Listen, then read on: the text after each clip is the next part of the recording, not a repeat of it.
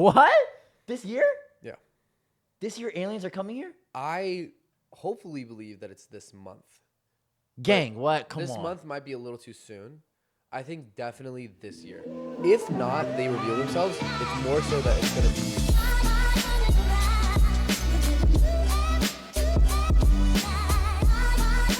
What's up, y'all? This is a Tuff Talks Podcast, man. I'm your host, Naiel, man. And sadly, my other host, Malik, he is busy at the moment. He couldn't make it with us. But that's okay because we got a special for y'all today. I got me a special guest. This guy, he's literally like a brother, like another mother.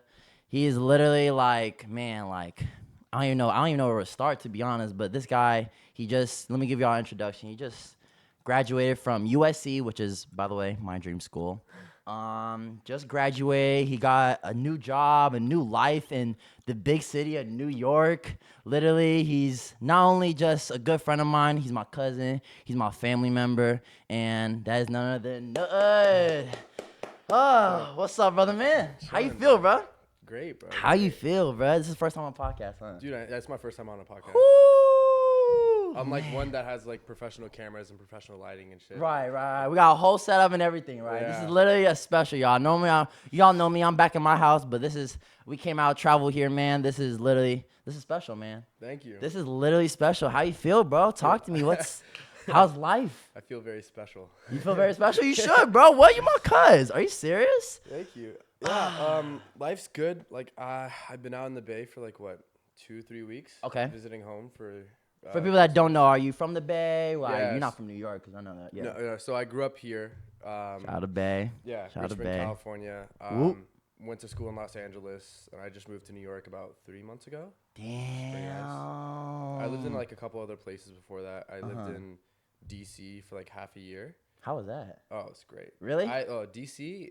I have a lot to talk about DC. Talk to me about DC. I mean, you've been all over. I mean, I've been all over myself, but I've never been to DC or really New York, to be honest with you. Like, there are certain qualities that I like about cities that Okay. make them like really advantageous to live in. Okay. Especially at a young age, right? Okay. DC has most of those qualities that I like, right? Really? Yeah. What kind of? I Okay. feel like DC is one of the cities that is like extremely overlooked because Okay. America has like a lot of other big cities that get more attention, right? Right. You Like think of Atlanta, New York, LA, yeah, San Francisco for tech, right? Right. But like DC is always thought of just as like a government place, right? Where like government buildings are and like people do politics and stuff. Which that is very true. But DC is probably one of the best cities to live in. I personally think it might be the best city to live in America. DC. Yeah. So number Talk to one, me. right? DC is like not a big city, right? Like, Okay. There's only 600,000 people that live in DC, right? Like DC proper. I don't think that's a lot. That's not a lot of people. Yeah, that's right? not a lot of people. Like New York has 8 million people. Damn. Los And Angeles it's has, hella like- small. Yeah. Los Angeles has like 3 million people. San Francisco has 800,000 people, right? So having like that smaller population is like it's a tighter knit community, right? Also, the way that the city is laid out makes a lot of sense. Like, if you know how the city is laid out, then you can get around DC anywhere without needing a map. Really? Yeah. So this is how it works, right? Okay. The city is broken up into 4 quadrants, right? Okay. So there's northeast, northwest, southeast, southwest, Okay. right? And the address that you have is associated with that coordinate, with that quadrant, right? Okay. So the quadrant is like it's in the middle of the origin of like the quadrants is the capital, right? And then there's like Independence Ave and like I think Constitution Ave or something like that, right? Those are the 2 like X and Y wings, right? So then every street from the vertical line is gonna be a number, right? All the vertical streets are numbers, right? Damn. So if you imagine it as like a quadrant system, right? Right. From the middle going to the right are gonna be numbers. So then there's gonna be first street, second street, third street, fourth street. And you memorize all these. Yeah. Okay. And then on the left side, the same thing. First street, second street, third street, fourth street, right? Okay. But like there's like first street, northeast, northwest, southeast, southwest, right? So that's the vertical streets. Horizontal streets are all letters. Okay. Right? So from the X line, right? I think that's Independence Ave or something like that. Then it goes A, B, C, D, E, F, right? And then A, B, C, D, E, F, right? So you already know, like, if you're in this area, if you're in like at the corner of A and First or A and Fifth, then you can like you need to go this way, then you have to go travel down and then make a left, right? So that's the horizontal and vertical streets, right? Okay. But there's also diagonal streets, right? And Yeah, I'm getting so low. Holy smokes. I'm trying to lock in. I'm trying to get locked in. Stay with me now. I'm trying to stay in. I'm So locked in. there's vertical streets Okay. that are numbers, horizontal streets that are letters, Uh-huh. right? And then the diagonal streets, Okay. those are all states, the name of states. It's like Mississippi Street. Mississippi, Florida, New York, Alabama, right? That doesn't get confusing? No, because if you know that you're on like a state street, you're on a diagonal street, right?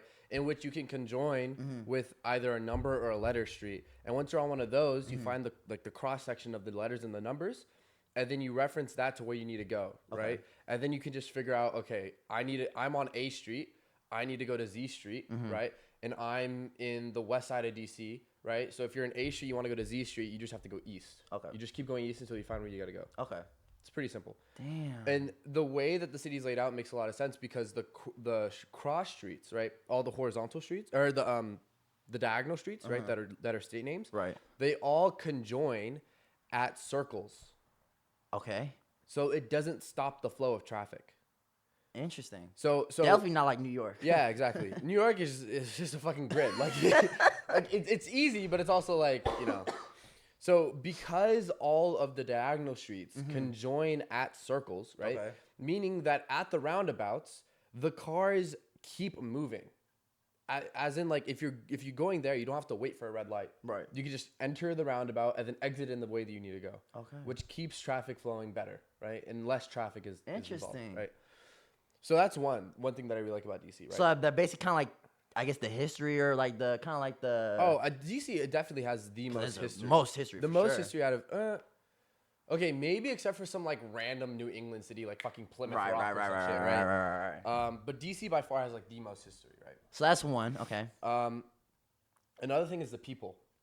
DC people. DC people, yeah. Really? Because DC, like other northeastern cities, DC is a very transient city, meaning that Okay, elaborate. you see a lot of people that move to DC for opportunities, for jobs, right? Interesting. This is the same as New York, right?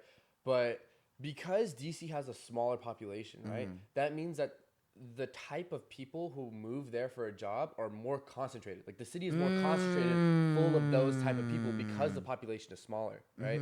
Which means that DC is the metropolitan city with the most educated populace in America. Damn. So wherever you go in DC, you're more likely to run into somebody who's like well educated or moving there for a job. More often than like New York or anywhere else, right? Yeah, I feel dumb not going to DC then. I want to be all the smart people. It is, yeah. There's a lot of smart people in DC. I bet. Yeah, like I remember I was at Talk to me. So I lived in DC for 2 summers, right? For two internships, the summer of 2022 and the summer of 2023, right? I was at my friend's apartment.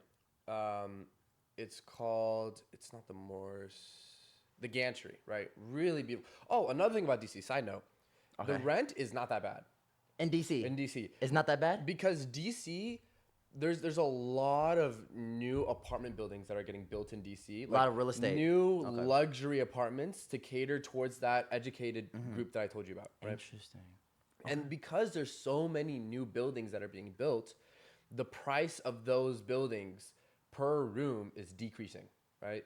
Oh, okay. Like my friends, I have 2 friends, the ones that I was just talking to you about, who live in the Gantry.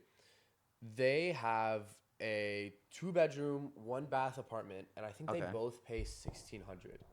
Okay, that's not. Which is when you consider that to like Los Angeles, San Francisco, right? God, for the people that are not paying, York, hey, I'm not paying rent, so you in the adulthood now. So like, I know all my adults listening, like maybe y'all can understand. Like I'm still living, in my parents' crib, chilling. So like, tell the people. I mean, the young audience, like, is that good margin compared to you live in New York? That's very good. That's very good compared to what I pay. Oh, Jesus fuck. I don't even want to know. Yeah. So, like I said, it's relatively affordable, right? Considering other big cities that you would live in, right? Consider like San Francisco, LA, New York. God, they don't even fucking talk about New York.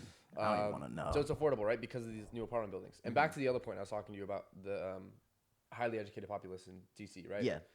I was at 4th of July party at friend's apartment, and I was talking to like this young lawyer about Suits, right? Okay. Because she was a lawyer, like, then we were talking about, Suits, like, it sounds really interesting, this place only hires Harvard Law, like, it makes it seem like Harvard Law is, like, so prestigious and so hard, right? Interesting, And she's like, oh, hell no, like, I hate that show, like. Oh, you're talking about the show, not the clothes. She I was talking about the clothes. No, I'm like, okay, I know some Suits. I got some the the lawyer show. show. Yeah, I know the show. lawyer, Okay, yeah. I thought we were talking about the clothes. Of My course. fault. No. Yeah, okay, yeah. So she's talking about, like, how much she hates the show, right? Really? It's a really good show, though. It's an amazing show, right? But she Interesting. didn't like it because of the inaccuracies of the show. Of like actual law? Of what a lawyer's like, Okay. and like what the average Harvard law student does, right? Interesting. It's like, oh, how do you know so much about this? She's like, it's because I went to Harvard Law. I was like, oh, okay. Oh, shit, you can't beat that. Got me there. Yeah, you can't beat that. Yeah. Damn. But yeah, I have a very special place in my heart for DC. For DC. I think DC might be the best place To start a family? to raise a family, and There that's you probably go. where I want to raise my family. That's where you want to raise yours? Yeah. 'Cause, Interesting. Like, also, the school system there is generally pretty good for what you're paying. Like, they have some really good institutions there. Like I said, the families there are also, like, very well to do. The neighborhoods itself are really nice. Like, another thing, public transportation is also really good. In DC? In DC, you don't necessarily need a car. And living in California my whole life, and having moved to the East Coast, and then I moved to like Europe and stuff, and living in places where I don't need a car, just relieves such a burden off of Seriously, you. because I literally drove God. here. Like, I feel like I need my car for everything. You know what I mean? You don't. So Interesting. you've only lived in California your whole life, right? I basically, for me personally, born in Oakland, but like damn near raised all my life in like the northern part, Sacramento. So really, like, that's all I know is like just car transport. I never really like when I'm away to go on a bus or like the transit trains or whatever, like nothing. No, like when you live in another city, you're gonna really realize how stupid cars are. Seriously. Like, no, I swear to God, I actually. And this is like a very a point of contention for me. Go ahead, because speak your truth. I love cars. This is a safe space. This is a safe space, guys. This is a is safe my home, space. so I- This is his home. This is a safe space, okay? Like, It's a safe space. I personally love cars. Okay.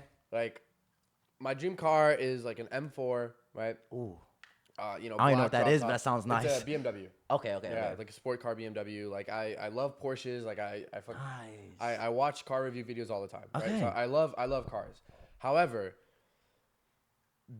living in a city in which you are wholeheartedly reliant on cars is like, it stops you from living a better life. Okay. Let me Elaborate. Talk to explain. me. Yeah, elaborate, because I only know the car life. So, first of all, for young teens, Okay. right, one of the leading causes of death is car accidents. Car accidents. Oh my goodness. Like people, Literally. Like when you're a kid and you're in a car, right, you actually don't realize how fast you're going, right? You're driving in a 5,000-pound hunk of metal at 80 miles an hour. Yep. If you hit anything, you're very likely to die. Very. Very likely to die. And you don't realize it when you're in the car because you've been around the society forever. Right. But like if you think about it like a highway, right? If you're in stop and go traffic, right? And there's another lane, like the fast track lane, in which people are going very fast, right? If you just so happen to just like touch the car that's driving past you at 80 miles an hour, your car will like flip. Literally. Like, it'll like throw itself over, and you will be paralyzed for the rest of your life, right? You're not joking. Cars Seriously. are extremely dangerous. And I want to add on top of that, actually, I use that point of argument to actually go skydiving, even though it's crazy. No, seriously. I see how you No, connect it. listen. Like, I had to convince my mom, because I know it's some crazy, like, white shit to do, flipping skydive out of a plane. But literally, I just broke it down. You could Google it, Mom. Like, it's literally a higher chance to die in a car than for me to skydive. And that's real. Every time you get in a car, the chances of you dying or getting injured in a car accident is about 1 in 500. Are you serious? Yeah. I didn't even know that number. You have a Damn. you have a higher likelihood of like literally most things. Right. Like it's really you're more likely to get in a car accident than getting struck by lightning or like a bunch of other things. Right, cars right. They're very, very dangerous things to drive. So now I'm guessing you're a lot happier. You know, you living in New York. You don't even. I mean, I feel like it's dumb even having a car. To be honest, in New York. You know what? Recent study. I read this Bloomberg article recently. Like New York City is actually like one of the safest cities in America because residents don't own cars. Oh, so like it eliminates all those like car deaths. Yeah. When you look at statistics, when you look at like mortalities or injuries, right, in a state, and you consider two factors, right, like automobile accidents, right, that cause mortalities, and aggravated assault, stabbings, whatever the fuck, right? New York City is like really like safe considering to like every other city. There's like only like 3 or 4 cities in America that are like safer than New York. Are you serious? Yeah, New York, I feel like if you go to the Bronx, I don't know. New York City is incorporated in the Bronx. Okay. But like the Bronx, generally speaking, has less deaths because less people own cars there. Interesting. Because less people are drunk driving, less people are distracted on their phone, less people actually get into accidents. Yeah. And car accidents are a huge factor of the total amount of deaths that play into a city. It's not the only thing. Right. But like when you take those two things into account, it's a pretty good metric. Interesting. Right? Yeah. Interesting. And that's like one of the reasons why New York has gotten really safe. Right. I didn't know that. Yeah, New York County as well, like New York City County, is also one of the safest counties in America because not a lot of people own cars. Wow. That's one of the reasons why I love walkable cities so much, because not only are you able to see more of the city because you're actually interacting with it physically, like you're going out, you're going into the subway, you're going on a bus, like you're walking in the streets, right? You're not just in a car, but because your life is literally safer. Interesting. Damn. Yeah. That's crazy. Also why maybe I should move to NYC. That's what I'm saying. That's why I want to raise my family in DC because they have all those same properties, right? But it's a small city. Right. And it's obviously more affordable for the family. Yeah, exactly. And it makes more sense. It's safer for my kids. You know what I mean? Like a lot of kids are getting in trouble, DUIs. They ruin their life. They go to jail, right? Yeah. A lot of people want to like. I heard of a recent story where my friend, like, not my friend, but it was like a friend of a friend. Yep. He got in like a really bad car accident. He because he was drunk driving, and, ruined and basically his whole life. Like, it's really bad. And living in cities like this negates that. Literally. Like totally. Taxi. Literally, yeah. Literally. That's all I think of New York. Now think of cars, right? Like there have been studies that show. I remember one specific study. I can send you all of these after so you can like clip it in. Yeah. We'll put it in the description too. Yeah, so like their scientists, they brought like 20 cars out, right? Into like this deserted parking lot, right? And they had them just drive in a circle. Okay. Over and over and over again, right?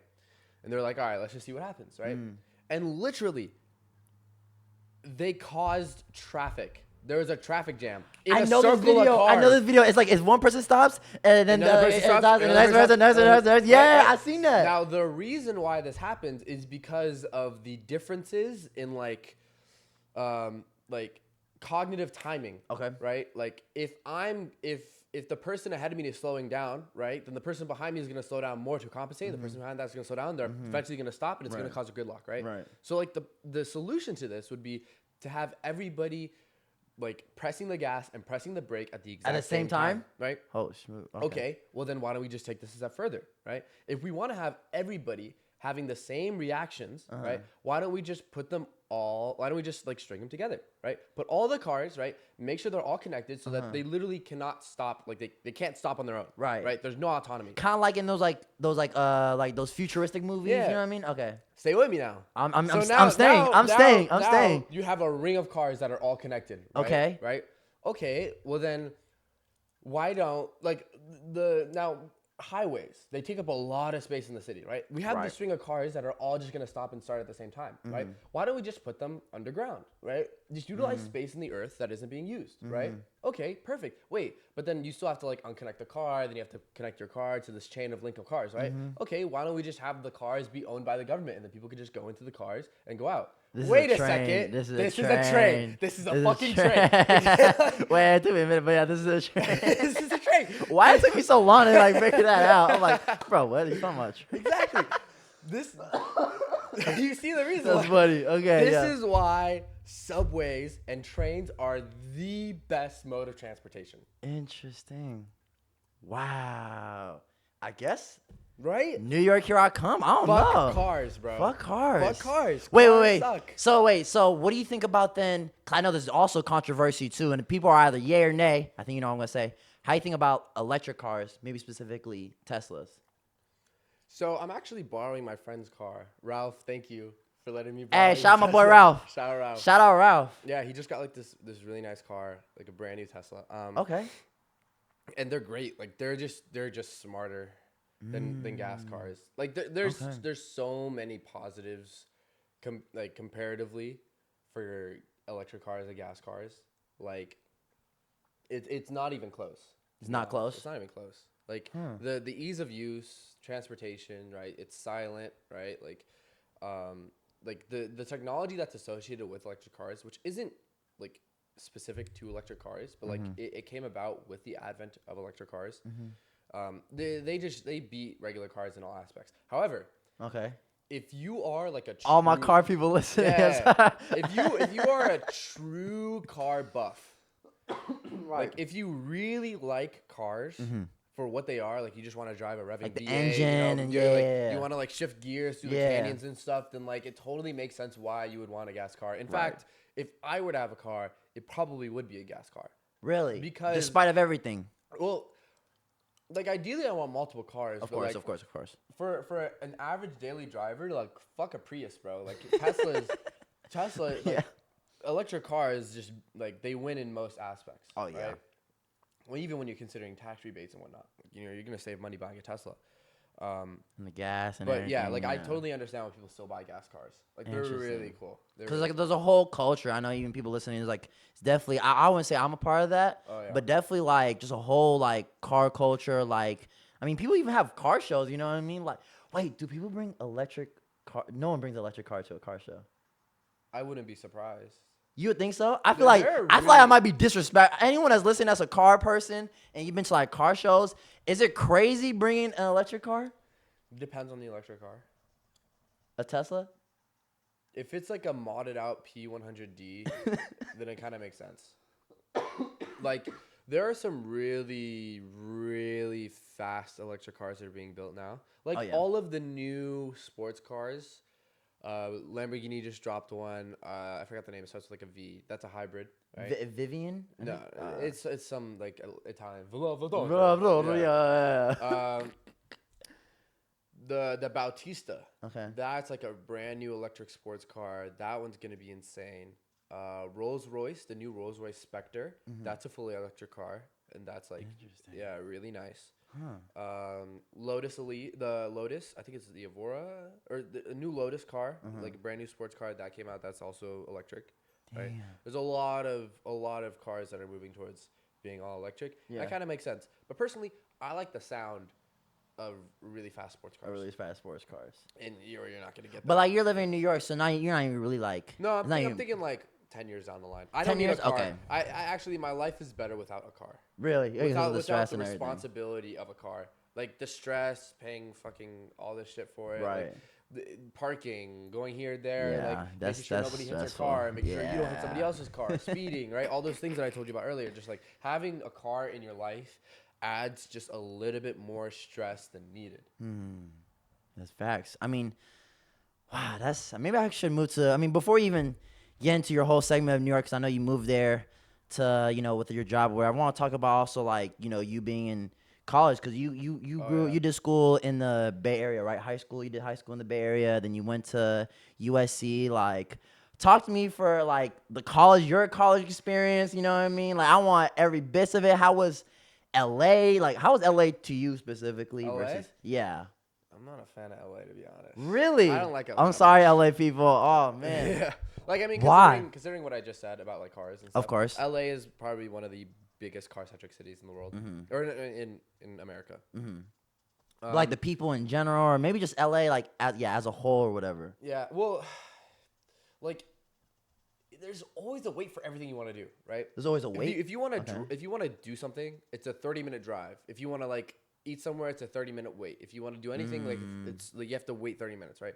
Like, unless you like know what you're doing or something, right? If you want to like go to a beach and then go to Beverly Hills, like and then go this, like you can only pick one. Like there's just so much traffic in Los Angeles, right? I bet. I mean, I only been there once, and I even got heat of that traffic. It's not fun. Yeah, exactly. It's generally speaking, I think it's harder to make friends in Los Angeles than any other city.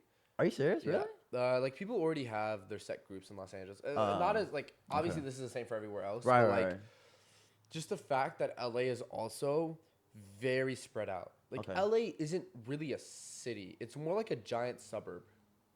It's a giant suburb with different neighborhoods. Okay. Like it's not like the only city part is downtown, and you don't want to go to downtown. Like you don't want to go downtown? Downtown ain't lit. Wait, what? No, it's not that nice. Downtown LA?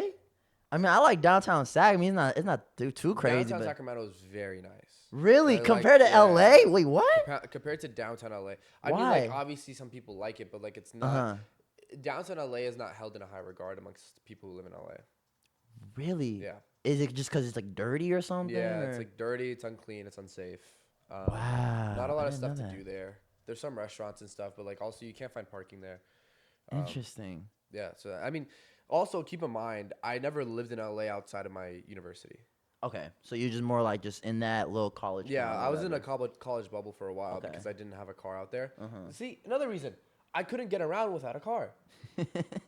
That's another thing wrong with LA. They have no public transportation system. Right. So like you're always reliant on either using somebody else's car, finding a car, like buying a car yourself. Like you can't get around without it, right? Damn. Tragic. And that's what like made me be inside, my university so much. But I mean, like to answer your question about USC, like. Yeah, talk to me you getting there as a freshman, you know what I mean? Because, like I said, that's my dream school, you know what I mean? Like, I really want to get into USC, so, like... Yeah, I think you'll get in. Yeah, fingers crossed. But, what was your thinking through, like, experience? Talk to me, like, when you first got into the next year and the following years. So, I was a freshman at USC in 2020.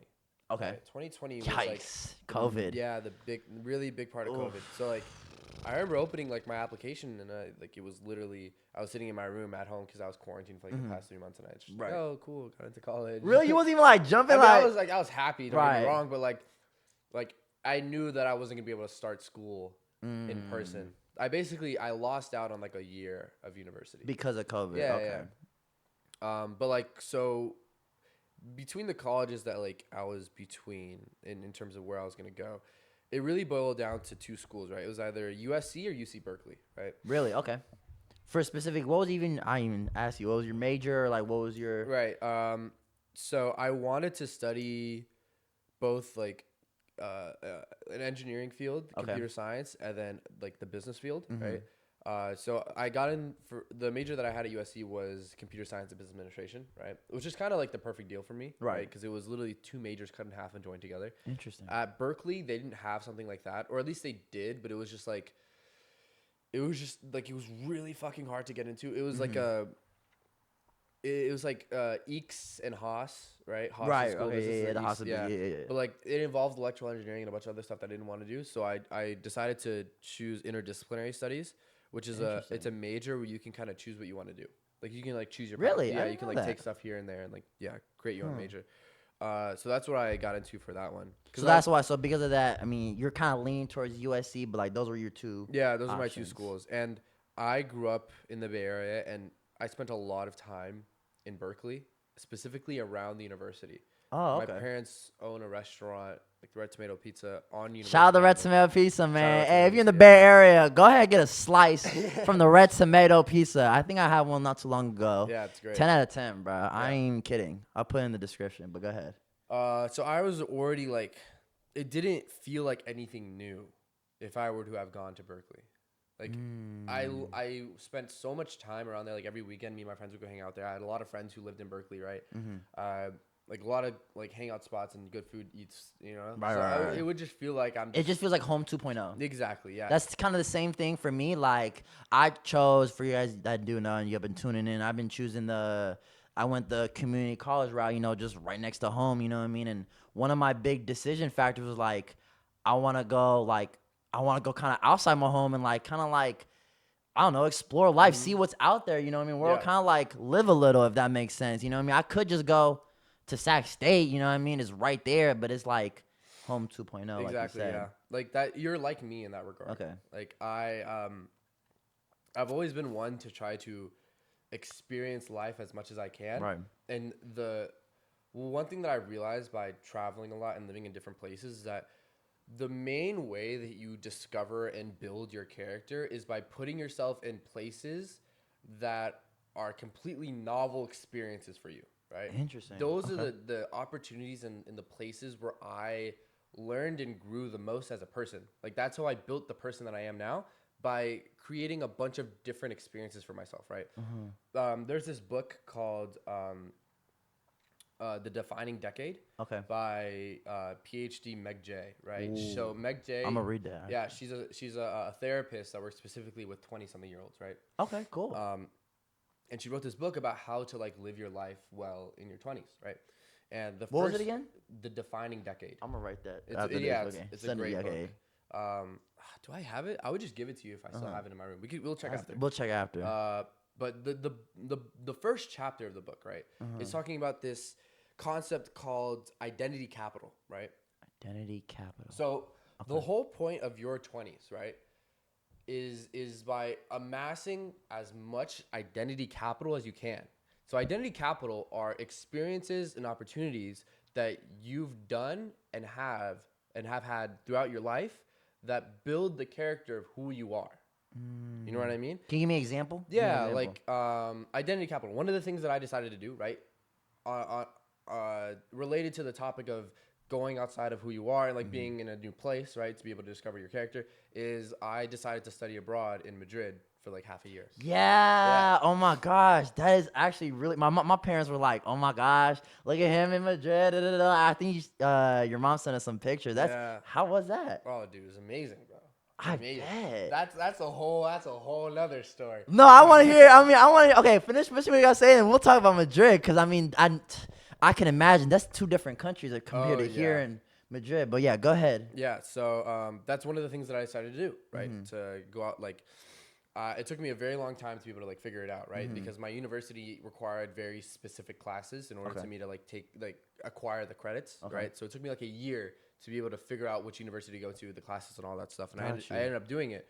And it was like one of the best decisions I've ever made. Wow. Living in that other Studying country. abroad. Yeah, it gave me like a whole new perspective on life in the world and how to like live your life in a very specific way, because I've always lived my life with the American, idealization of capitalism kind of thing, like how to be able to, like, you know what I mean? And living in another country allowed me to change my perspective on that. And that gave me a shit ton of identity capital. And were you scared? Living in Madrid? Yeah. No, honestly, I wasn't. Oh, I was more so excited than scared. Oh, yeah, okay. Because by then I had already lived in like a bunch of other places. So you were used to, okay. Yeah. Because like I had already, like, what was it? Summer 2022, I had moved to DC, right? For my first internship. That was like the furthest I've ever lived by myself. And I didn't know anybody, right? So I was just fucking...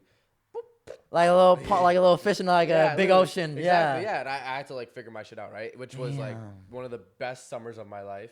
I met so many amazing, kind, smart people in DC, right? It was like the beginning of my career because I ended up working at the company that's where I work now. And like that was like the first like, small fish, big tank kind of experience, right? In which I was like, I knew nobody, I had no opportunities. Like I actually had some family that were there, but like I didn't have the support system that I did in California, right? Right, of course. Yeah. And then I went back the next summer to DC, right? And then straight from DC, I flew to Madrid. Damn. So like my first opportunity where like I didn't know anybody was living in LA, right? And then I went to DC, right? And then I went to DC again, and then I went to Madrid. So it was like this is a lot of identity capital. Exactly. Right. Yeah. Okay. They were all like stepping stones to prepare me to living in like a completely different like continent. Damn. You know what I mean? If I didn't have those previous experiences, like if I had went to UC Berkeley and if I had taken an internship in San Francisco and I'd stayed in the Bay Area my whole life, I would have been scared shitless to move to Madrid. Right. But because I had taken minute steps to be able to like be comfortable in who I am and amass that identity capital and be comfortable in like respecting other people's cultures and like just being there to learn, right? Instead of like being like a stupid American, right? You see that a lot in Europe, bro. You see that a lot in Europe. Like bro. Yeah, okay, let's talk about Europe now. I mean, since we're already there, yeah. What is the life from outside this country? Because I know a lot of people that haven't stepped foot out. I've been blessed to actually see a little bits of the world. What is your experience? Well, first of all, I think for anybody who's thinking about studying abroad, okay, right, who's in college, ideally like the time to do it is spring junior year. Or fall senior year. I did a fall senior year. Okay. Which it sucks a little bit for me because I missed out on the last season of football. Damn. Right? But like it was either that or nothing. And I was like, I've had 2 more years of football. I don't need more football. I don't really care that much about football anyways. Yeah. But if you are considering studying abroad, I think Madrid is the best place in the world to do it for Americans. Really? Okay, elaborate. For one, Madrid is pretty safe. It's not the It's not the safest place in Europe. That's gonna be probably Vienna, Austria, right? Okay.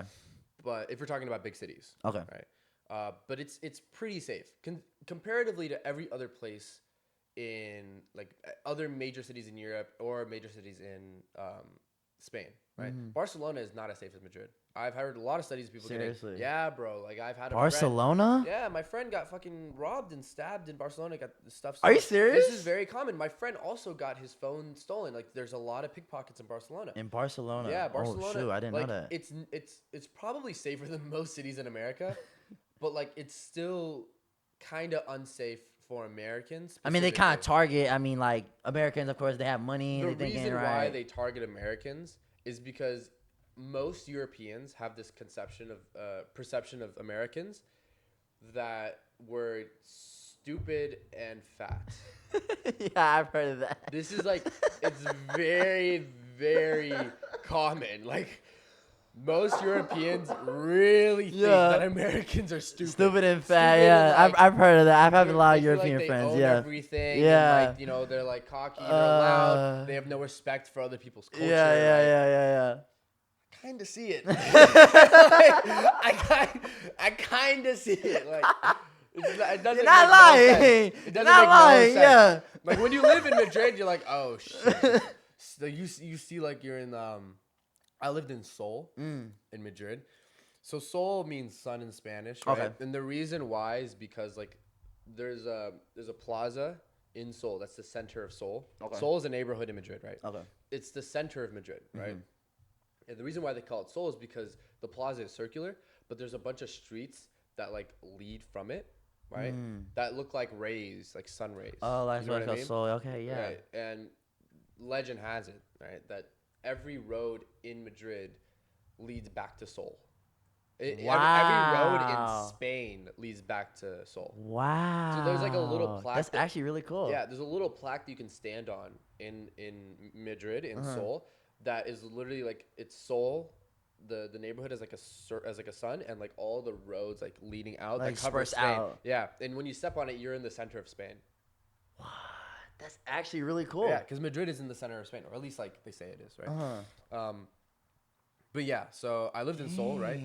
That's really dope. Really popular place for tourists, right? Okay. Really popular place. How do people like Spanish people? Yeah. I'll get to that. But I want to make the point that like when you live in Seoul, like you see a lot of Americans that are there, right? And like when Americans come to Europe, guess what they want to do?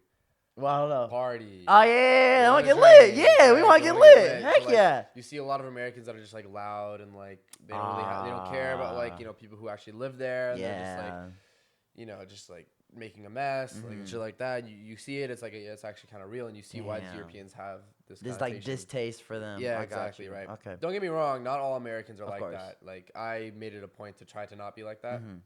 I think I did a pretty good job. There you go. But yeah, Spanish people themselves. Here's like the main difference. Damn, he had to take a deep. Oh shoot. Okay, go ahead. I want to. How do I say this nicely? Nicely? How I felt between the people that I met, like in Madrid on the streets, who were like from Spain, and like the people that I met in America and my university and like my friends, right? It kind of seems like people in Spain have like less drive and motivation than the average American, right? Don't get me wrong, Spanish people are amazing. They're extremely fun. They're funny, right? They know how to have a good time, right? They're very chill, very relaxed, right? They're just like amazing friends to have, Right. Shout out my boy Jorge. He's actually he's from Spain. Exactly. But like the people who live in Spain, right? I feel like they don't have the same drive and motivation to like do and accomplish stuff as the average American does. Really? Because for one, Spanish jobs don't really pay a lot, right? Okay. So like if you come out of college and you have like a hard degree and you get a job that pays like $200,000-$300,000 a year, right? Like you can work for that in America, right? That's attainable. And if you have that much money, right, you can provide for your family. You can do a lot of stuff with that, right? In Spain, the wages are really bad. I'll give you an example. So what was it? In between my junior and senior year, right? I interned for Kindle, right? Like the reader. Kindle. For Amazon, right? Right. And I used to have a Kindle. But I go used to have a ahead. Kindle too. Yeah, I feel like everyone had a Kindle You're as a welcome. kid. Thank you. So like, there's different like hubs. They're called book hubs, where there's offices where people work for Kindle. Right? Okay. There's one in DC where I was working, right? There's one in Seattle, right? And there's another one in Madrid, right? And I saw like some people who got hired for the Madrid office, and like we worked with them and stuff like that, right? Right. I was like, oh, okay, let me search up the salaries for like, the average developer, software engineer in Madrid. Yeah, the one who works for like here and the one who works in Madrid. I kid you not, the salary is literally half. Half. For the same job that you would work in Madrid compared to America, you would get paid half. Damn. And it's not even like Damn. people would make the assumption that like, okay, like you are getting paid half, but like your expenses are way lower, right? Like you're not spending as much. Oh yeah, that's a good argument. Yeah. However, I disagree. Okay.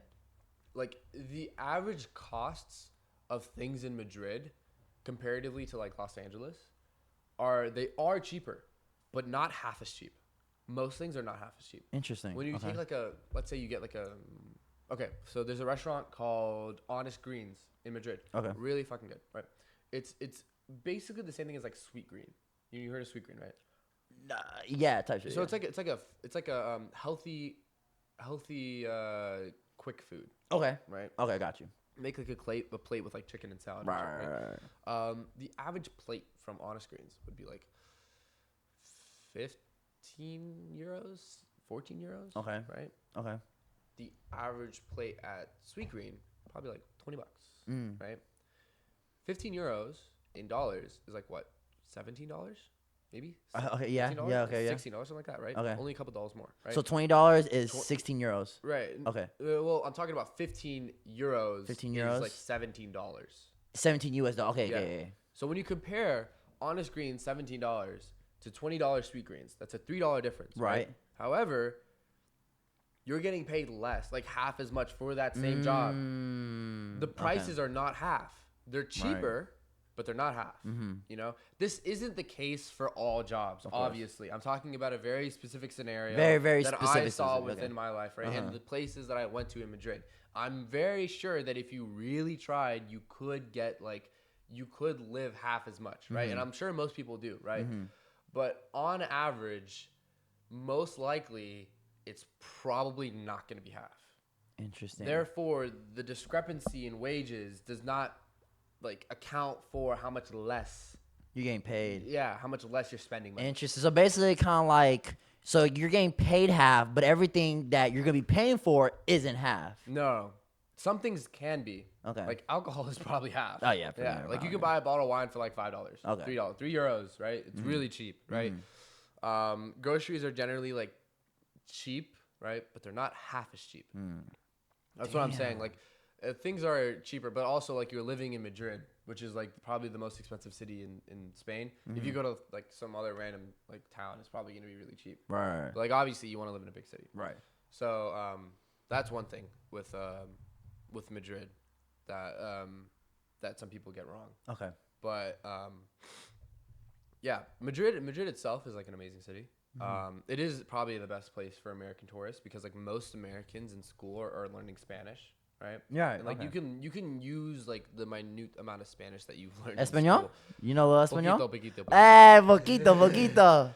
That's all I know. Yeah, I don't know a lot. Like, I need a Spanish teacher. Yeah. I ain't gonna lie. yeah, I went there. I was like, yeah, I'm gonna learn Spanish. I'm gonna do this. Yeah. Who the fuck is that guy? Nah, bro. Like most people who go to Spain and they study abroad there, they don't actually like learn. Learn the language. Yeah, Nobody does, right? Okay. Also, when you study abroad in Spain, don't expect to like do any work. I'm not surprised, honestly. You can get so distracted. You're in a new world. Like, I'm not surprised. Most schools, unless it's like a rigorous school, they understand like that kids are kind of going there just to travel throughout Europe, Right. And like get credit for classes, Right. So they're not really trying to push you academically. Like, that's kind of like the consensus between the people that. That's pretty good. And a lot of people that I knew who went to my old university in Spain, Carlos Tercero, UC3M. Okay. That just means Carlos the Third. Carlos Tercero means the third. So, yeah, I mean, I also went to a public school in Spain. The education system in Spain is not nearly as good as in America, but like Right. that's kind of known. I mean, yeah. I mean, America's. I mean, it's the land of opportunity. Land of the free and home of the yeah. brave, brother. I mean, it's like, to be honest. I mean, that's where. I mean, I know like my parents. You know what I mean? Our parents. You guys don't know. We're both from East Africa, Eritrea, and they came here to for like a better life, and you know what I mean, like it makes sense why for they came opportunity. You know what I'm saying? So it's like, I mean, it makes sense. Yeah. One thing There's so you're much probably gonna miss a lot is diversity. In Spain? Yeah, unless you're hanging out with like only Americans. Like in Spain, most of the people are Spanish. I mean, duh. I mean, it's their country. Exactly. Yeah, but like most people in America are from other places.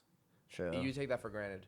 We do. And when you're in another country, you realize that you were in a country full of people of that of that country. America is a country full of immigrants. And that's one thing that I definitely took for granted when I was in Spain or when I was here. You know what I mean? So I was very happy to go back home and I was like, oh my God, it's a black guy. Yeah. Oh my God. There's so many different colors and everything. Yeah, exactly. Yeah. Dang. What's like how do I explain it? Like if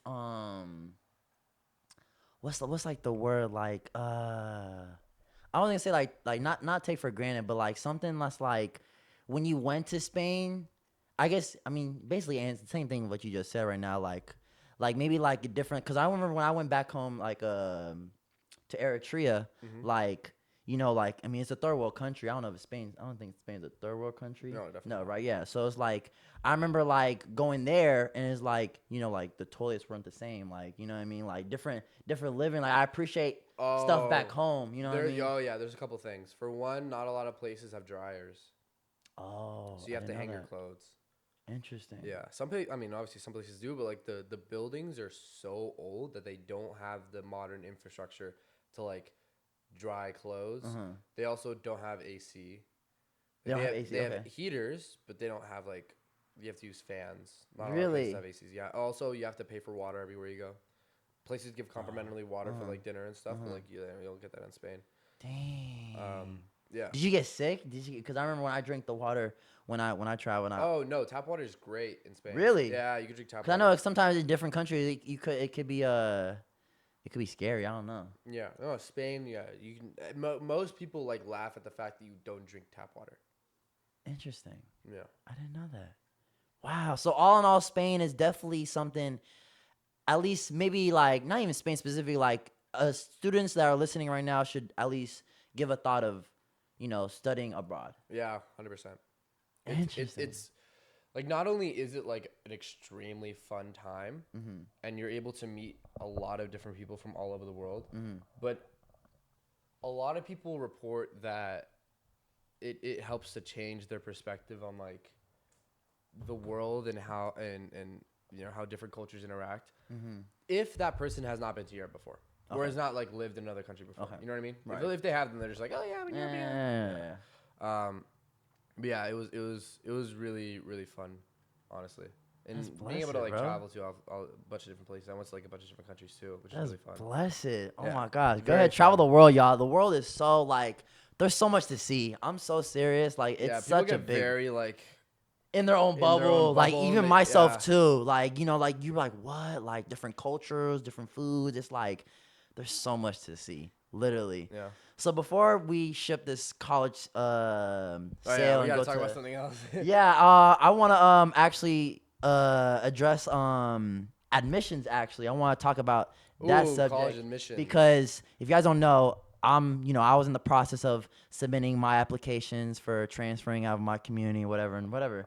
And this man right here, I kid you not, he's literally like my guy. Like, this guy from start to finish literally helped me the whole way, the whole course on this college admission, like how to write these essays and how to really like present yourself to these colleges out of all these people in the world sending these like applications. Like, how do you stand yourself and stick it? Like, shout out to Neoud, because I really thank him for like helping me with like the whole journey. So I want you to give your piece of game and your piece of advice, because it helped me a lot. Because I remember you told me when I first showed you my essay for the college admission, I swear to you, I thought I was the shit. You know what I mean? Like, I was like, bruh, like, you can't tell me nothing wrong. And I remember you told me, you was like, do you want me to be honest with you? I'm like, yeah, bro, like, that's what we here for. Yeah, honesty. You know what I mean? Like, I don't want you to lie to me. Like, I'm trying to get in here. This is boring. I was like, what? No, I said you have to rewrite the whole thing. Yeah, I'm like, what? Like, what do you mean rewrite the? I was like, maybe like a couple of sentences, grammar. Like, you said the whole thing. And I was like, bro, what? And throughout that whole process, looking back at my first essay compared to like my final one, it's not even close. I think it's boring. I'm like, damn, I really wrote that. So please share any piece of advice or like your step through process of like any college students that, you know, are going through that admission process or wanna impress themselves to these universities. Really. Right. This is like a whole ordeal. Like, this is a very big deal for a lot of people, and a lot of like scandals have taken place where parents would pay like outrageous amounts of money so kids can go to certain schools, right? Right. And it kind of makes sense. The college admissions landscape is getting way more competitive every year. Like, in the 70s, bro, UCLA let in like 60-70% of their students. Now they're letting in less than 10% of their students. Damn. Right? For certain majors, right? So it's getting really competitive. Like, there's more people who want to get into college. And even, like, considering that some colleges stopped requiring the SAT, it made it easier for a lot more kids to apply to universities, which only made it more competitive, right? And if you want to stand out, really, throughout the whole college admissions process, you have to be thinking about one main overarching thing. Like, think about how your holistic application will read if you were the admissions officer. Right? And how most admissions work, right, is like, if you're applying to a really competitive school, they have a certain quota for the amount of kids that they can let in from each place, right? And like, the admissions officers have scouts of like, oh, I have this location, they have this location, right? And there's a certain amount of people that they have to let in for each program, and there's certain demographics they have to let in, right? So obviously, it is actually more difficult for like an Asian American man than it is a black man to get into universities, because there are more Asian American men who have higher grades and higher test scores than black men do, right? I mean, you can like make the debate about systemic racial issues and whatnot, but like, I'm talking about college admission. Right. So understand where you are, baseline, right? Give yourself like a very realistic talk about the schools that you could see yourself getting into, and the schools that you can't, right? And so there's an overarching concept that most people who get into colleges fall under, right? And it's the idea of a spike, right? So most college kids who get into like top universities, they're very well rounded in everything that they do, right? They basically have to be like the best at everything. You have to get the top of the top, valedictorian, all that. Yeah, like you have to get perfect grades. You have to have like, you know, be a president of a couple clubs, right? You gotta have like this and that, right? varsity, whatever the fuck, right? So you have to be good at literally everything that you do, right? Yeah. But you need to have a spike in your application. Meaning, that's what you told me. Remember, yep, you need to have one area of expertise that you're really good at, right?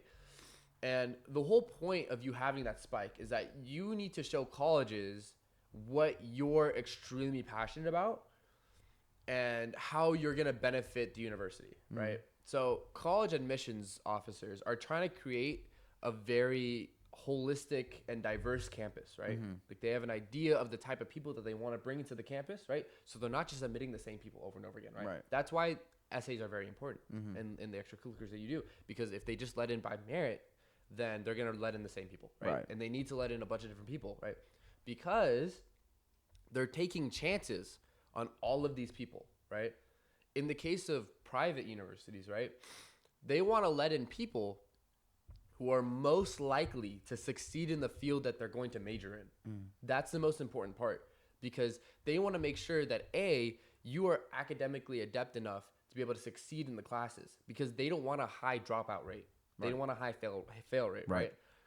2, they want to make sure that if you graduate from my university by studying real estate, right, or computer science, that you are going to be successful in your field.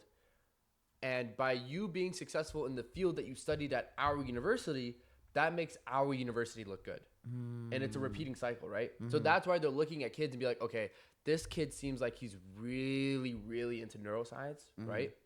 And if this kid becomes, the guy who cures a neuro disease, right, and he graduated from our university, then that's going to make our neuroscience department look really good, in like 20 years, right? So that's the whole idea that you should approach the college admissions office by, right? You have to present them with almost a perfect resume of everything that you're doing, right? With a spike in one vertical that you're really interested in, right? With the idea, the notion, and the attitude that you're going to succeed in this field regardless if you get into this university or not, right? And if you even take this concept beyond college admissions, right? Talk about dating, right? If you are just like, please marry me, please, right? Like, nobody's going to want you. No, respectfully, you know what I mean? Hell but nah. But if you're like, look, bro, if you approach it like, look, bro, I know my worth, right? I know how good of a mate I could be. I know what I could provide to my future family. Right? Then like, I'm gonna succeed regardless if the girl that I'm on a date with now, likes me back or not. Right. You know what I mean? Because there's a million other schools and there's a million other girls, right? Millions. That's like the attitude that you should have, not only in the college admissions process, but like in life. In life, literally in general. In general, right? But specifically in college admissions, right? You have to make them know that you're going to be successful in this field. That's why they really want certain people who are really good at their stuff, right? That's based in when you're crafting your story, right? When you're crafting your essays, a lot of people get really, really in the weeds, right? Specific. Of like, oh, do I put the comma here? Do I have to say the sentence here, right? Like, holistically, you should be looking at like your whole profile as a whole, right? Like, think about the profile that they're going to be putting on you. Because think about it. These college admissions officers, right, are looking at literally tens of thousands of applications. Lots. Right? So, and they're trying to fit these specific student profiles into student spots, right? So that's why you need to think about, okay, what are the different qualities that I'm representing as an applicant, right? So I'm, talking about myself, right? I'm an African American man, right? But I'm also a first generation Eritrean man, right? I'm, I was in soccer, right? I was like the president of like 5 different clubs, right? But my vertical was computer science, right? Like I was good at all these other things, right? But I was really interested in computers, right? Like I started, building computers when I was like 13, right? And I started like programming this and that, right? Like I started doing this and I had like the internship here and there, right? And that showed that like I'm smart enough to succeed at university, right? But I'm specifically smart enough to succeed in computer science, right? And you have to think about your application like at a higher third person perspective and see what are the areas that this kid could fit in to our university, right? And that's why I also started to name like other clubs, right? I was like, okay, I was also really into film, right? So I was like, okay, I'm gonna join like the Black Film Society, and I'm also like Eritrean, so I'm gonna join the Eritrean Club and stuff like that, right? So like that's why like being able to find a fit matters a lot, right? Gotcha. So that's like the main thing that I would recommend most students to do is like look at your application from the perspective of specifically the admissions officer, right? That's where like, you know, being diverse and being like different, having different experiences in your application really shine, because they want to fill their class, like I said, with like a class with of students with diverse experiences, right? And if you look at like a lot of the top universities, they're not the same students, you know, like at my university, I mean, I didn't really go to like the top of the top university, Right. but like it was a good school. Yeah. And like a lot of the kids had like very, very diverse like lives, right? Really? Yeah. Like one of my friends, he just stayed at my house actually last weekend. He was visiting the Bay Area. He like grew up in Dubai, but he also lived in like Texas. He lived in Paris. Like, his family is now in like Las Vegas. Like, Yeah. That's like a very wide range. From Dubai to Texas, that is already, Yeah, 2 different worlds. Exactly. So like I feel like that's very important for the college admissions process, you know? Wow. Anybody that's listening, I hope you took good notes on that, because that's literally that sauce right there. Like, he had to hone that in me like thousands and thousands of times. I remember I had to literally bug him on FaceTime, literally just like help me out with all these essays. And yeah, to get back to it, like a spike, like you have to have something that stands out, really, like what makes you different, you know what I mean? And that was really good. That was really good. I hope anyone listening, any college students, hope you took good notes on that. That was really good. How was now that you graduated? Now that you graduate, like, how do you feel now? You're literally living the adult life, literally. I feel like a proto-adult. A proto-adult. How? I'm like a veteran college student, you know? A veteran okay. Like you just you're putting your feet in the water of adulthood, basically. Yeah. Like I graduated in May. So I guess like May of last year now that it's 2025. Yeah. So I mean, I'm still figuring everything out, but it's been pretty smooth, honestly. It's just as an adult, you have more responsibility, but more freedom as well. Okay. Because if you're fully independent, you're responsible for yourself. Right. So if you really want, you can book a flight to Peru and start sliding on some sand dunes. If you yeah, want to, you can right? do whatever. You can do whatever you want. Yeah. However, It's your world.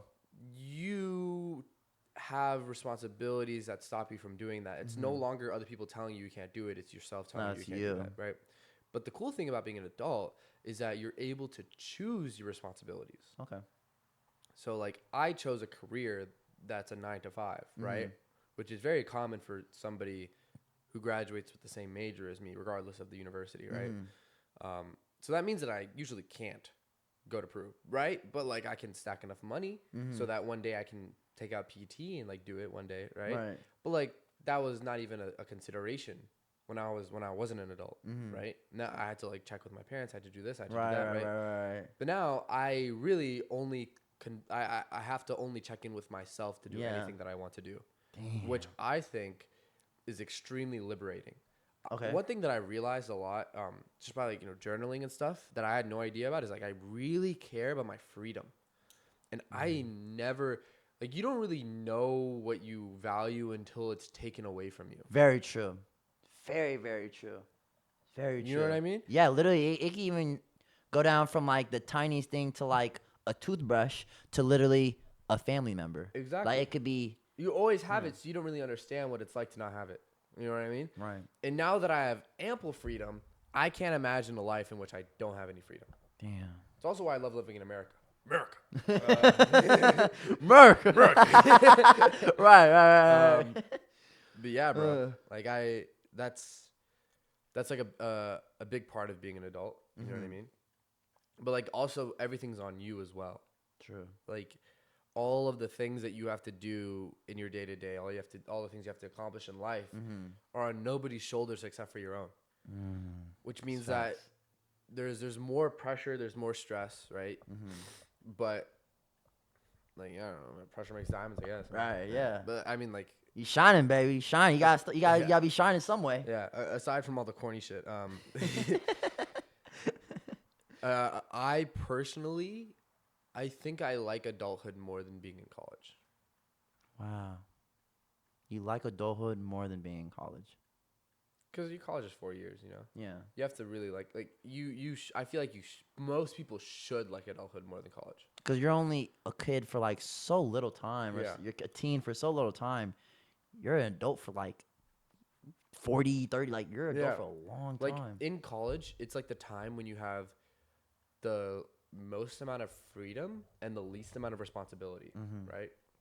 Which is why, you know, college parties are very common in the zeitgeist, because like a lot of kids have their first taste of freedom and they're not under the guise of their parents all the time. Yeah, and so that could be scary too. That could be scary, yeah. It could be very scary too. It is scary, but I find that with responsibility comes purpose. And if you don't have a lot of responsibility, then you have nothing driving your life. I think that's actually really important, especially for young men, because you know there's like a big issue nowadays with young men's mental health. Of course, right? Like, of course, suicide rates among men are the highest they've ever been before, and they're way higher than amongst women, right?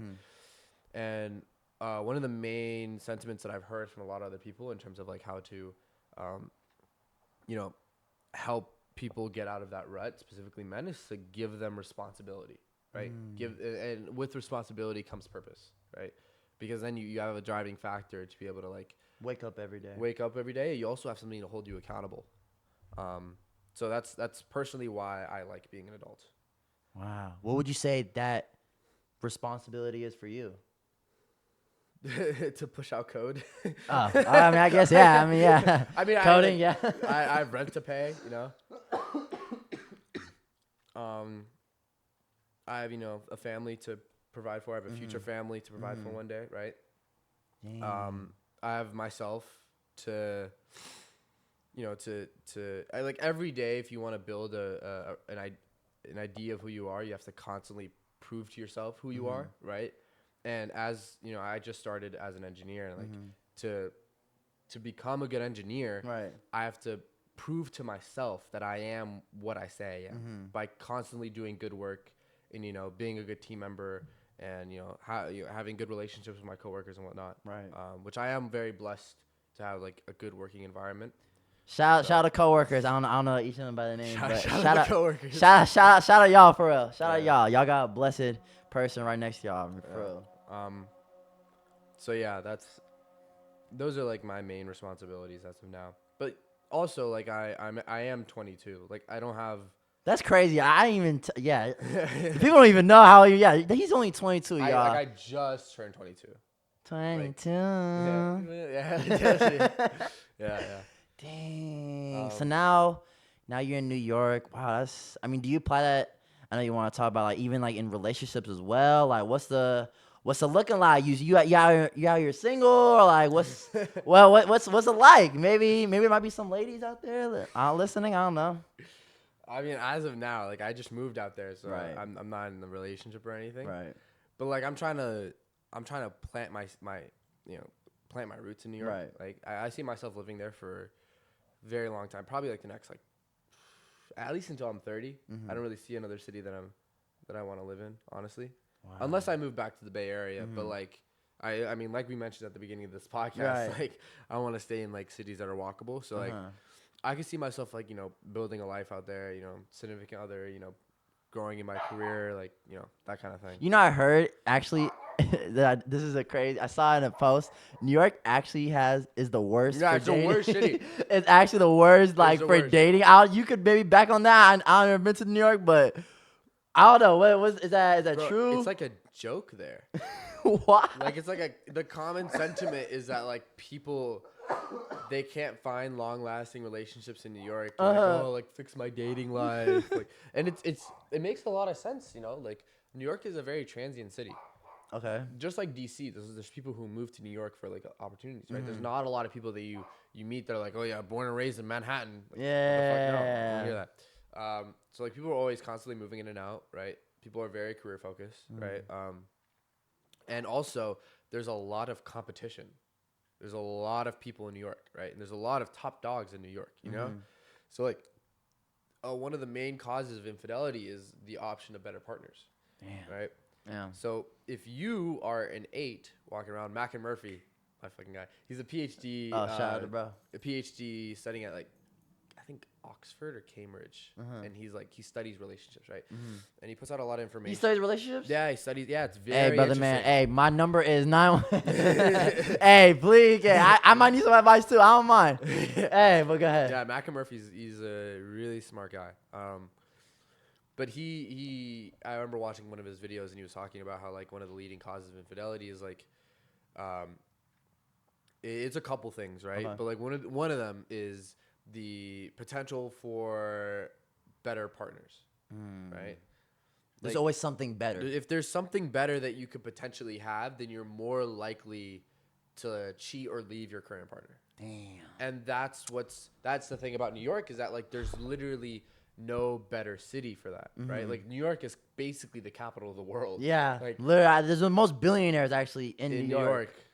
So like with that given, that means that there's a lot of other options, meaning that most people are not as happy in their relationships because you know anything could happen. Yeah. Dang, I always go back to that one J. Cole song. You ain't never gonna be happy till you love yours. Literally, I love that song for that reason because it's always if people who are frequent listeners to the podcast, y'all know my favorite quote is "Comparison's the thief of joy." Oh, Benjamin Franklin. He made that quote? Yeah. Seriously? Yeah. I didn't know that. Dollar guy. Damn! Shout out Benjamin. Shout out Benjamin. Shout out. That's literally like my favorite quote. Yeah. He said that. What is that called? He said comparison is the antithesis of joy. Wow. That's like the quote, and like I was like, damn, nigga, this guy from fucking Dollar. Like, yeah, right. Damn. Okay. Go fly some kite or something. I guess, but I mean, in all seriousness, I do really apply that in my life. Yeah. Seriously. Oh yeah. Well, this is the thing that I think about that statement is like, it truly is a double-edged sword, right? Okay. Because you can't progress without comparing. Without I thought of looking this. at You're what right. the average is. You're right. You're right. Like, competition. Exactly. Ideally, you want to compare yourself to your previous self, right? Because that's how you get better in what you're doing, right?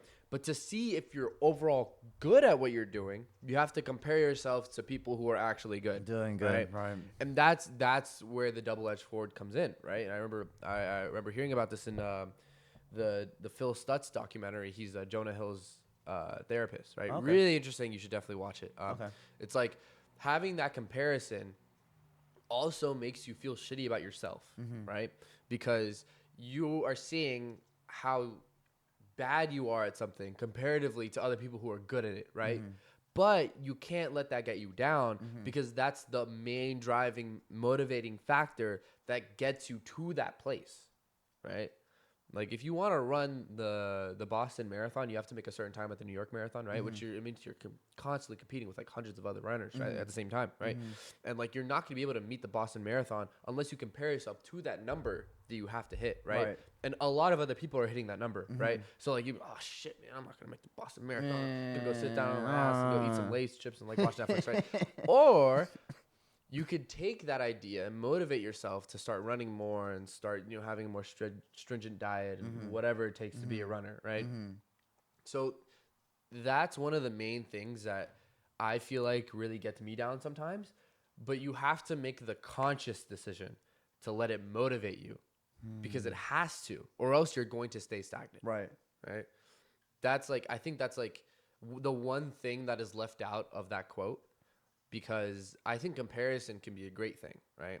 Yeah, you could use it as fuel. I mean, I look at Kobe Bryant, like he always compares to the greats, and okay, how can I be better? How can I make this move better? You know what I mean? I always compare everything to basketball, but literally, like it could be used as fuel as well. Yeah, exactly. Damn. And you have to, but like it's not conscious, right? I think that's what Benjamin Franklin is trying to get at. It's like most people unconsciously feel bad about the comparisons that they make in their life, right? Because it makes you feel lesser than how you're supposed to, right? But like that should be my thesis, my idea in this is like that should be your motivating factor to be able to like progress, right? But it's really hard to. You have to like really like try to get yourself to stop thinking about it in that manner. Right. And even if you do think about it in that manner, maybe feeling bad is a good thing. You know, maybe if you're really, really bad. Man, I do suck, man. You know what? I'm gonna hit the gym. Maybe you should feel bad. You know? Like, yeah, man. She dumped me, man. Fuck her. Da, da, da, da. Or the world's a shitty place, bro. Yeah. Like, you just sometimes you really are bad at something, and you have to feel bad about it in order to feel good. Like that's just how it is. Yeah, that's just how it is. That's the way the cookie crumbles. That's just the way it is. The same. Yeah. Damn. I want to touch on one more topic before we get into our thing we always do in every podcast. But you actually wanted to talk about this topic too. Random topic. We're gonna switch subjects real quickly. Aliens. Oh shit. You specifically said you want to talk about this. I don't know what to expect, but yeah, go ahead. I mean, you had your bits and pieces of aliens. What do you think about aliens? I know that was a complete jump, but stay with me, guys. What do I think about aliens? See, first of all, we all know that this is like a very controversial subject. Okay. Right? Right. In most times, like if people like believe in aliens or like, think of like them, you know what I mean? Then they'll like be scrutinized by a community, right? I think now more than ever, more people are having serious conversations about this topic. About aliens? In a light that isn't surrounded by ridicule. You know what I mean? Okay. And that's why I feel like the conversation about aliens, UFOs, and whatever is starting to increase. Because also the advent of new technologies in which we're capturing more footage and whatnot of different things, right? So when you see those, sorry to cut you off. So when you see those like quick, like I know you see like those posts where like, oh, UFO, we spotted a UFO, da da da, like, and it'd be like some like weird photo or video. Do you look at that and be like, see, I told you it's alien, or it's like, I don't know, I need, you know what I mean? It depends about the validity of the video. Okay. You can't trust everything. Of course. Especially with AI. Yeah, exactly. Smokes. But I personally, this is my stance on aliens. I have reason to believe that the U.S. government and other world governments are purposefully not disclosing important information about certain phenomena that we see in the sky as of the past 70 years, right? Or so. And it's really hard to like get into this subject because it's so large, right? But especially now, we're having some really groundbreaking events that are happening. Be able to like make this more available for everybody and actually getting the government to reveal what they know, right? Why are they hiding it? Why they're hiding it? Well, your thoughts on that? I think they've been caught in a lie for 70 years and they can't reveal it. Dang. Well, first of all, I think people. First of all, First of all. First of all, okay. Second of all. Third of all. Finally. Conclusion. Go ahead. I think people underestimate the true power of the U.S. government. Okay. Like they underestimate. Okay. For example, like people know like the numbers. Oh, we give the military like $60 million, whatever. Right. We're like trillions in debt. First of all, oh my God, I keep saying it. I didn't even caught it. The Department of Defense for the U.S. military is the largest and most powerful organization that has ever existed on this planet ever. Right? The largest? Okay. Largest and most powerful. Like they have the most amount of money. They can really do anything, right? If the U.S. government had a secret that they wanted to keep, right? I don't think it would be that hard for them to keep it. Think of any covert black ops operation, operation of the United States. There has never been an image or video that has ever leaked, right? Like they are very good at keeping secrets, right? And there's reasons, you know, like back in 2001, that was a huge blunder of the American, you know, system. Like it's because the CIA, the FBI, all these different 3-letter organizations were not actually talking to each other on the information that they knew. So, you know, a big terrorist attack happened in the United States, right? Think of Edward Snowden, right? That was around kind of the same time, right? He revealed a lot of information about how the CIA has been tracking us, right? Okay. And he got away with it. Yeah. And then he moved to Russia, and he can't get extradited, right? The United States saw these signs, like, oh wow, our systems are really bad, and they just clunched everything down. Dang. And they just tightened it extremely. And if you think of any other covert operation that has ever been done in America, right? Like 99% of them have not been leaked. Information has not been leaked, and like 90% of them probably the U.S. probably doesn't even know that they exist, right? So, given that information, it's not uncalled for to make the assumption that if the United States wanted to hide something from their populace, that they could definitely do it.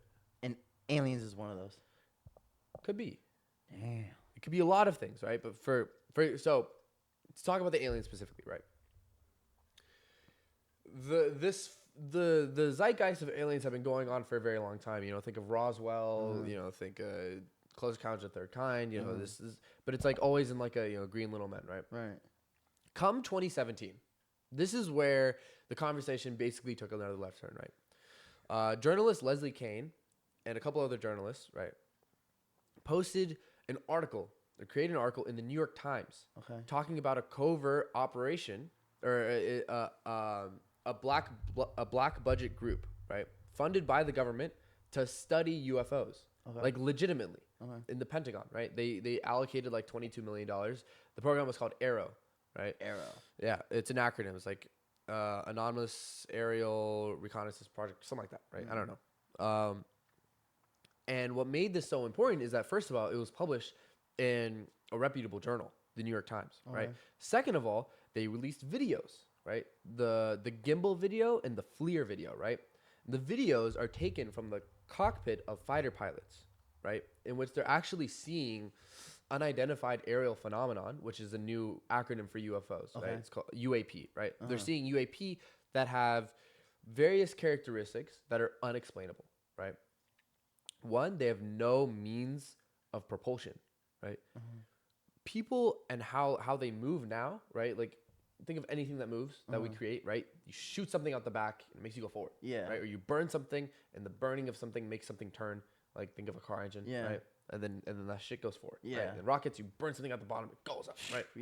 But the things that they were seeing in the sky, right, had no visible means of propulsion. It was moving, like, without, like, it was just floating. Yeah. You know what I mean? Which doesn't make sense. Right.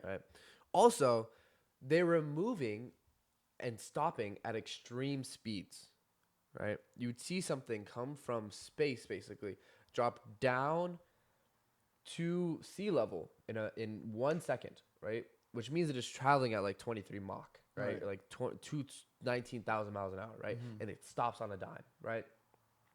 If that was possible with current physics, you maintain inertia, right? Which means that the people in the craft are still going down and they get crushed to death, right? That's not what we're seeing, right? How the fuck is this happening, right? Okay, so big deal, right? Some journalists publish some videos and they claim this and that in the New York Times. Like, not everything you read on the internet is true, right? Here's the thing. The U.S. Pentagon came out and confirmed the videos. They confirmed them? They confirmed them. The U.S. Pentagon said, oh, yep, these are real. We don't know what they are. And they were shot on the U.S. Nimitz, right, with legit pilots. Damn. Right? So now, we're not even thinking about aliens at this point, right? We're just thinking about something that we don't know. Right. So literally, it could be advanced technology from China or Russia, right? It could be advanced technology from the United States, like another form of the government that branched off and started developing physics that we don't know about, right? These are all possible because we don't know anything, right? And then more military fighter pilots started to come out, right? So David Fravor, right? He was a military fighter pilot for like his whole life, and he comes out with this story about seeing a Tic Tac shaped UAP, right? That's doing very different movements, like basically impossible movements. And it follows him for a while, and he shoots off into space, right?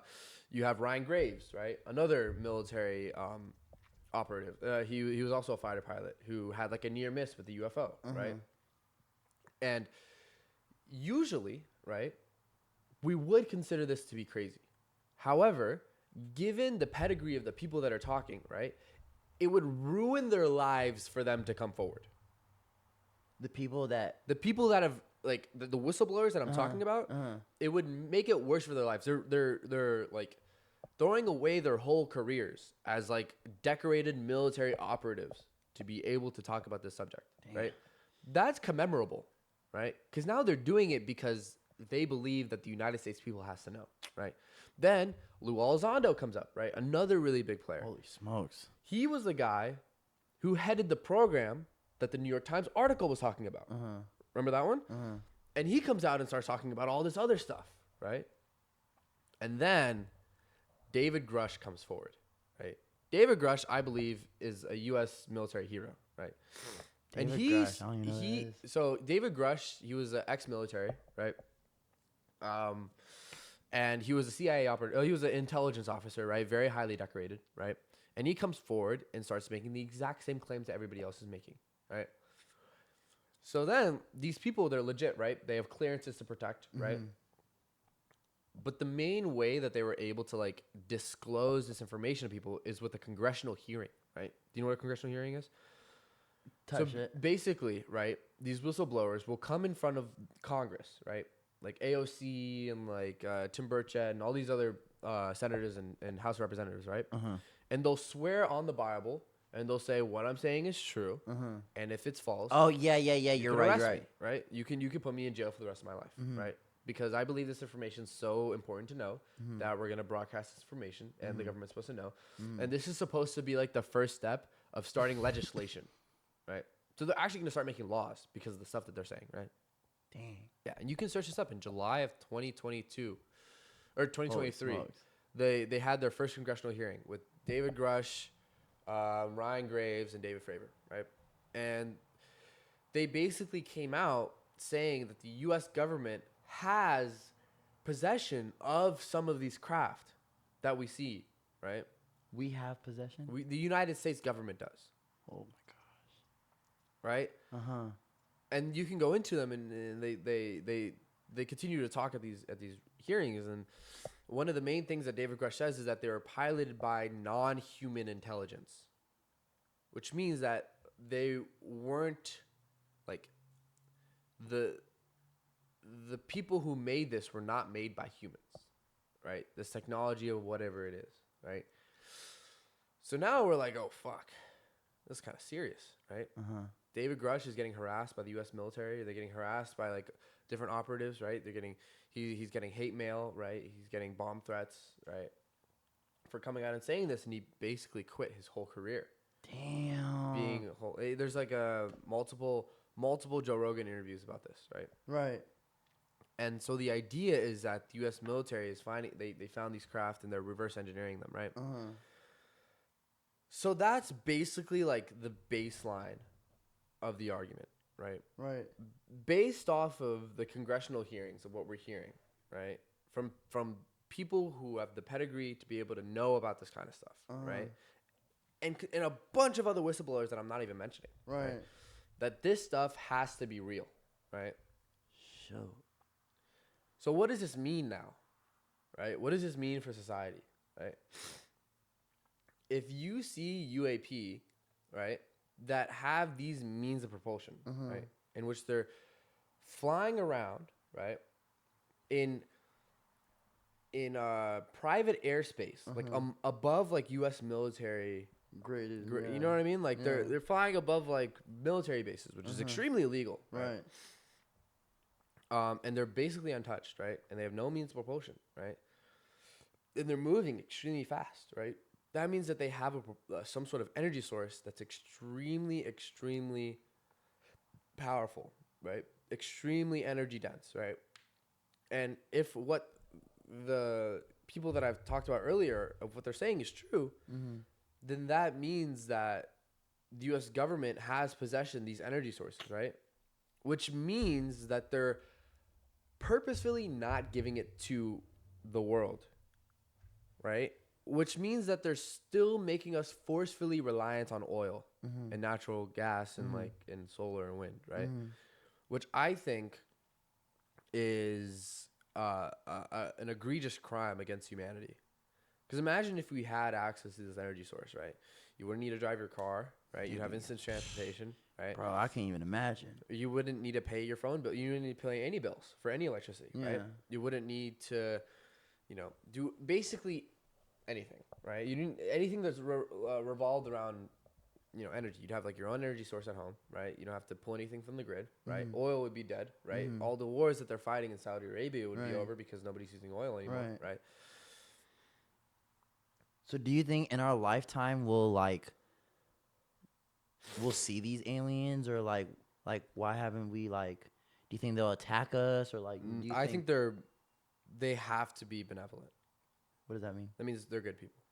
They have to be. They have to be, because think about it. If they have been here before, then that means that if they wanted to, they could have destroyed us. So the aliens are cool. They're cool. Yo, hey, shout out any aliens. I mean, maybe you listen to this podcast, but I mean, I personally think this is my prediction for the next couple of years, right? Okay. I think the world that we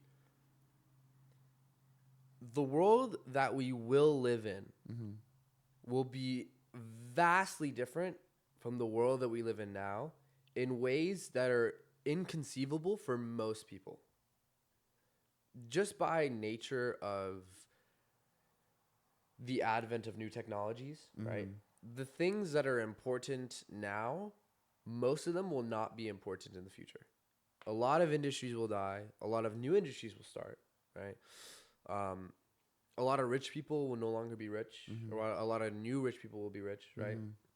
I think a lot of the very mundane issues that we've dealt with will probably be solved, right? Like mass hunger, starvation, right? Not having enough water or food or anything. Transportation will be pretty easy, right? But the point is that I think that nobody's prepared for it unless you've been studying this subject, right? Damn. Most people will not see this coming. I think it's gonna blindside them, right? And I feel blindsided already. Just even talking about it, I'm like, who and what and when. It's just I don't even know if I'm ready for alien. Here's the thing. Once you start researching the stuff that I told you about, right? It's like a loophole, huh? Kind of. I mean, maybe. This becomes the most important topic ever. If what everyone is saying is true, right? And there are hundreds of thousands of whistleblowers that have come out, right? If what they're saying is true, this is the most important event in human history ever. I don't think anything could top this. And it'll completely change the way we live life. Completely. Mark my words. Hey, we're gonna look back in this podcast in 1,000 years, and then it's gonna be what? That was right or something. I have a very strong feeling that in the next couple of years, we're gonna look back at this podcast and be like, damn, he was kind of right. Yo, bruh, I'm gonna have alien homies, bruh. I hope they can play basketball or whatever and play 2K. I don't know, bruh. Aliens sound cool, bruh. I want to be friends with aliens. Yeah, of course. Dang. It's almost stupid for us to think that we're the only life in the universe. Yeah, I mean, I've seen videos where it's you zoom out of the Earth and you see all the solar systems. It's yo, there's gotta be something. There's billions of galaxies, and each galaxy has 400 billion stars. The chances of us being the only life on Earth is extremely small, and I think the chances of life having not have developed yet is even smaller.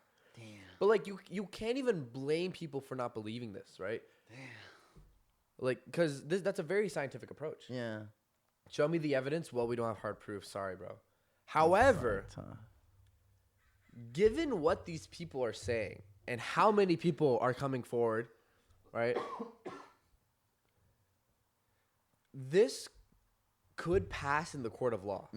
Like this could convict somebody of murder. And in my book, that's enough to be able to like at least take them seriously. I think people in the future, like the near future, are gonna be dumbfounded about how wrong they were. Okay. I think a lot of like I said, the society that we're going to live in is going to be very different, right? I think not a lot of people are probably going to believe it at first, right? But I probably won't, if I'm being honest. Most people probably won't believe it at first, but like it's going to be so evident that like you have no choice to believe it. To believe it. Yeah. And I think people who who are like who don't believe it now either don't want to believe it or haven't seen enough, like haven't done enough research on their own to believe it. Yeah, because once you get really deep into the subject, you have no choice but to believe it, right? And it's really, really hard not to, because considering how important the subject is, right? If it is real, it would be the most important thing ever. I mean, in all of history, I can't even imagine like aliens. Like, what if we have like World War X, like the aliens versus humans, and that would be like, I could already imagine it like in the history books, like these green aliens are like with like these ray guns or whatever, and then humans with like shotguns or or whatever. I don't know, but yeah, I mean that would be top. That would top everything. That would. That's why I think it's an extremely important topic, and sometimes I get mad because like the mainstream media is kind of brushing it off. Right. Okay. Like, first of all, they don't want to look crazy, but also I think they should take this more seriously because of the gravity of the situation, right? And like more research coming out. Exactly. There's a lot of research coming out, right? And like, you know, some people may believe that like, you know, the government has their foothold in the media, right? So they're like kind of stopping this stuff from happening, right? That's one reason that I think potentially that this hasn't come about yet. But yeah, hopefully Trump will be the one to be able to make the announcement, right? But I think like once one head of state makes the announcement that like, you know, non-human intelligences are real and like they've been visiting us for X amount of time, then like everyone else, then everybody else has to follow suit, right? Unless they're crazy and they're just like no. But like, yeah, I think it's gonna happen very soon, hopefully. What's your prediction? The prediction out there. What year? This year. What? This year? Yeah. This year aliens are coming here? I hopefully believe that it's this month. Gang, what? Come on. This month might be a little too soon. I think definitely this year. If not, they reveal themselves. It's more so that it's going to be that, like, more information, more whistleblowers are going to come out. Like, they had another congressional hearing last year, and they had one the year before. There's definitely going to be more congressional hearings in the future. So you're saying there's going to be more research, more evidence coming out this year? 100%. Oh, okay. There's going to be, more so, there's probably going to be more whistleblowers. That's the main thing, right? Okay. Because, like, it's really hard to get evidence out because the government is very good at cracking down on that kind of stuff. Like, getting pictures of, like, that's one thing that people keep constantly saying, like, oh, if the aliens are here, then how interesting how we haven't had a high-definition footage of it, right? First of all, considering what, like, Edward Snowden, like, disclosed back in the 2000s, right, that the CIA is, like, constantly watching us, or the U.S. government has the ability to, it would be really, really difficult to believe that they wouldn't have the technology to stop videos from going on the internet or stop videos from being taken or something like that, right? Because I think there's one issue that humans constantly have throughout history of time is that we think that we're more powerful than we are. We think that we know more than we do, right? So the average person isn't going to believe this because they think that they know everything that there is to know, right? That's a very illogical position to take, right? To be like, oh, there's no aliens because why don't we have any footage, right? There's way more to technology and even like the cosmos that we simply don't understand. And to think that we have all the technology that we need in order to capture footage that we want is very naive. It's extremely naive, right? That's one thing that I think people constantly get wrong is that they're in this position that they know more than what they do, right? Like, and you can't make the argument that's like because I don't see it, therefore it's not true, right? It's only because I don't see it, therefore it may or may not be true. But just because you don't see it doesn't mean it's not true, right? And that's another argument that people constantly make, right? And I think humanity is ready for it. I think the United States has a duty to tell us, right? I think not only are we citizens of the United States, but we're citizens of the world. Moreover, we're citizens of the cosmos, right? Therefore, we have the responsibility to know if there are life outside of Earth. And I think the United States government has been involved in the biggest controversy known to man. I think they had the best intentions at heart at first, right? Maybe in the 60s when they first found out, or like the 40s or whatever, that they couldn't disclose this information because it would cause panic and whatever. Yeah. I think now's the perfect time to do it, right? People are they're more educationally aware now, right? The time is now. I think that at least the time is probably going to be very soon, right? But don't stop paying your taxes. Don't stop paying your rent. You know, we still need a functioning society. Right. I just want everybody to know because I think the world that we will live in very soon is going to be like very, very cool and beneficial for more people. But yeah, I think it's gonna be. I think we have a very exciting future for the next 10 years. The history books are gonna have some shit to write about. Woo! 2025. You calling it? You are calling it, bro. If Check it's not back. this year, it's gonna be before 2027. I think Before 2027. Before 2027, at least. Okay then. At least. Okay. But in the next He's a couple man years. of his word. Damn. That would be crazy though. What would be your first interaction with an alien? Like if I could talk to one, Yeah. I would want to know where they came from and what their society looks like. I want to know like how much other life is there in the universe. If like ideally, what I'd want is them to like show me a movie of like the history Of aliens. yeah, basically Dang. the history of time. That would be like the most interesting thing ever.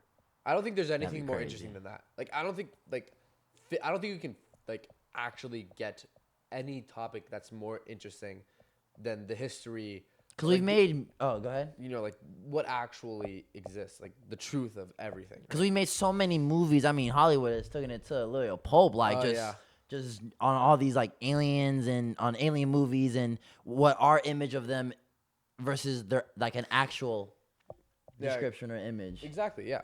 Damn, that is a whole lot, man. Yeah. Oh my gosh, I don't even. Now here's a question. Now that we're in like the perfect stage, me and you and other people like our age, right? We just finished our university, right? We're like small adults. You're about to enter university, right? Right. How do we profit off of this? How do we profit off of aliens? How do we know like the disclosure in general? Like how do we create a company that like helps other companies consult to like, you know, onboard other technologies that haven't been, you know, shown by the United States? Or how do we you know, what if you were to like create, you know, some sort of a medium company that goes between different, you know, avenues in which they could show one company, you know, I don't know. I don't really know what I'm talking about, but like how do we help people develop this and in turn taking a profit? That's the next step. Like once people figure out this is real, people are gonna be on top of the shit and trying to find ways to make money off of it. I mean, that's the way of the world. I mean, that's it's like, AI, trying to find right? a profit. Yeah. That's exactly like AI is gonna pale in comparison to this. Shoot. So Damn. keep your eyes peeled, everybody. Keep your eyes peeled. Keep your eyes peeled. 2025, if not before 2027 or in the year 2027. I hope, man. Whew. But obviously, like nothing's set in stone. Of course. You're just listening to some random guy in front of a microphone, right? Right. You didn't get it from us, right? Yeah, you didn't get it from us. Yeah. Well, I want to transition now to something we do on every podcast. At the end of every podcast, it's our substance cards right here. It's one card where we take and everyone has to answer it. And since you're our guest, I want you to do the honors and pick a card, any card. Okay. And we both have to answer it truthfully.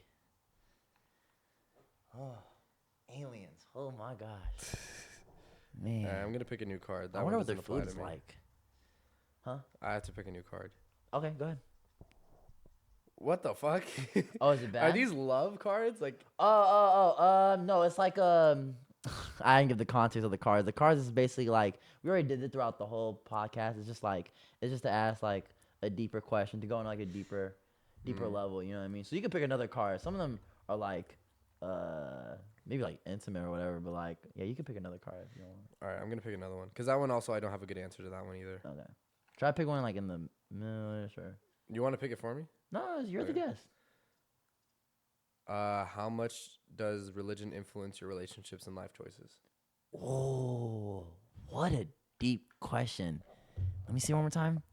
Wow. How much does religion influence your relationships and life choices?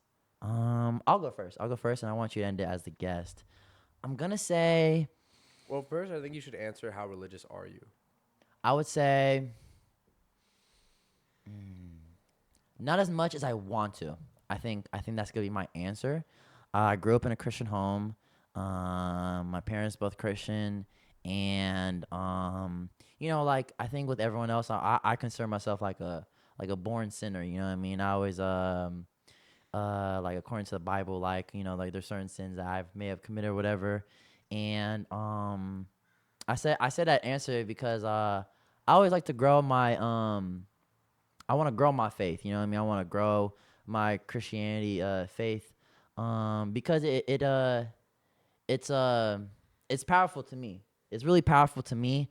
There's a lot of places in my life where it was my faith was something to go to. It's, if anything, you don't even have to be religious listening to this, but like I think my take honestly is when you have something like when you have a belief in like a higher power, whether it's like a Buddhist or Islam or Christian, whatever, it gives you like a substance of like a foundation of really just like life in general. Like there's so much teachings, not even just in the Bible, but like in the Quran or whatever books that's like you could always implement it to just better yourself. And so my path has been Christianity, and it's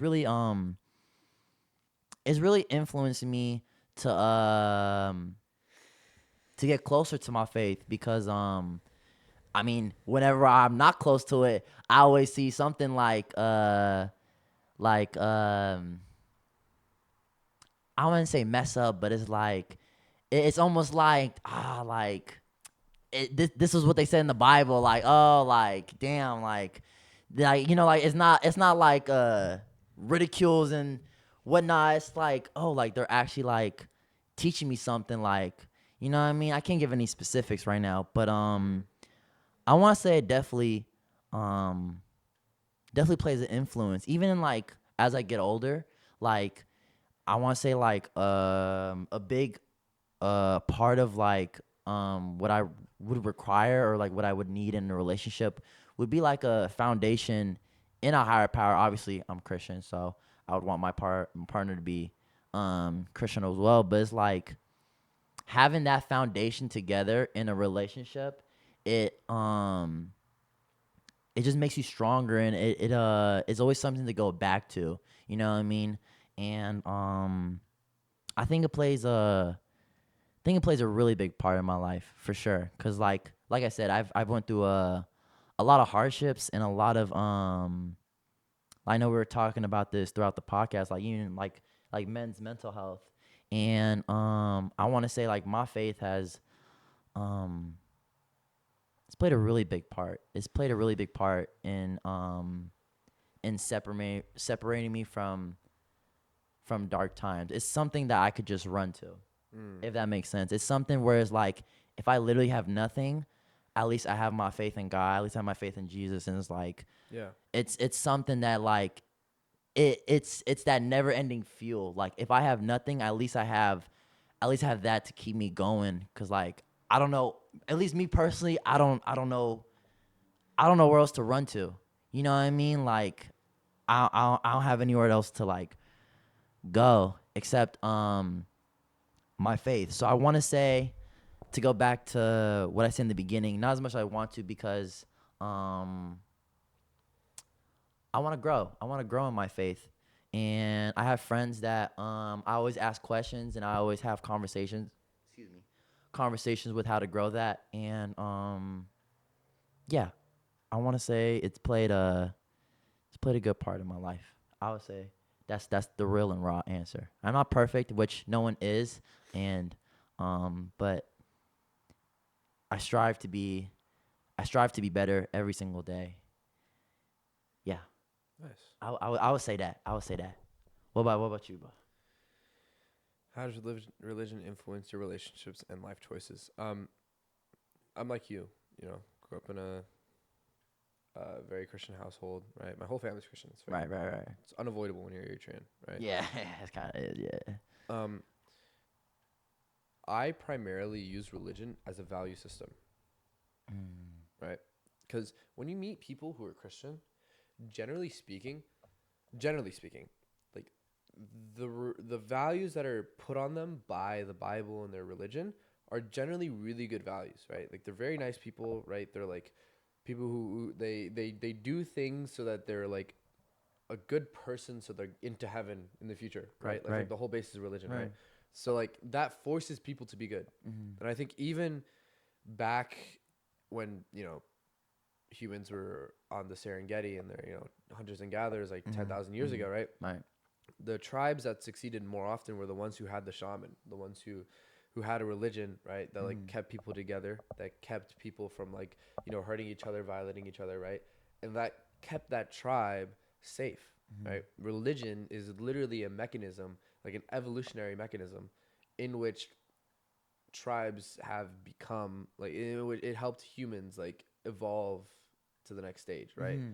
Like I'm not saying that religion came from evolution. I'm just saying that it's helped people, right? It's helped cultures to be able to like progress, right? It's only most of the time it's been like a positive, right? And that's how I view it, right? Like by having religion with me and my family, right? It's made us more virtuous people, right? Like it's helped me become a better person because I'm thinking about, the saints, I'm thinking about Jesus Christ, I'm thinking about the commandments all the time, thinking about what God would want for me, what he would want to see in me, right? Which makes me a better person, or has made me a better person, right? And I've been like an atheist before. I've been agnostic, right? I consider myself a Christian, right? And because I think that I'm a better person for it. You know what I mean? Like the ideals and values that Christianity puts on people are there to benefit society, right? Like if everybody in society followed the 10 Commandments, life would be like it would be It'd be undeniably heaven. better. It would literally be It would heaven. undeniably be better, right? If there is no killing, if there's no stealing, right? If there's no adultery, right? If there's no any bad shit, I don't know what the rest of the commandments are, but like that kind of seems like an ideal society, right? Sounds like utopia. So why not just establish those same principles, but within your own relationships? Right. That's how I feel like you reach, the highest levels of happiness that you can, right? Being totally virtuous people and following commandments that are made to benefit you and the people around you. That's how religion has influenced my relationships. Damn. That's blessed, bro. That's blessed. What made, I like to go deeper. This is obviously a safe space for anyone listening. There's no judgment. I want to make that very, very clear. So my deep question to you, and then we can end it off after this. Can we also play this game? You want to play that too? I want to see at least what it's about. I mean, okay, sure. We could play. I got this new game as well. It's called Let's Argue. I literally got it for TikTok. I ain't gonna lie, but yeah. I mean, I was worried about if the camera was gonna die, but we could play it too. I wanted to ask a question. What point in your life transitioned you from agnostic or atheist into your Christian belief today?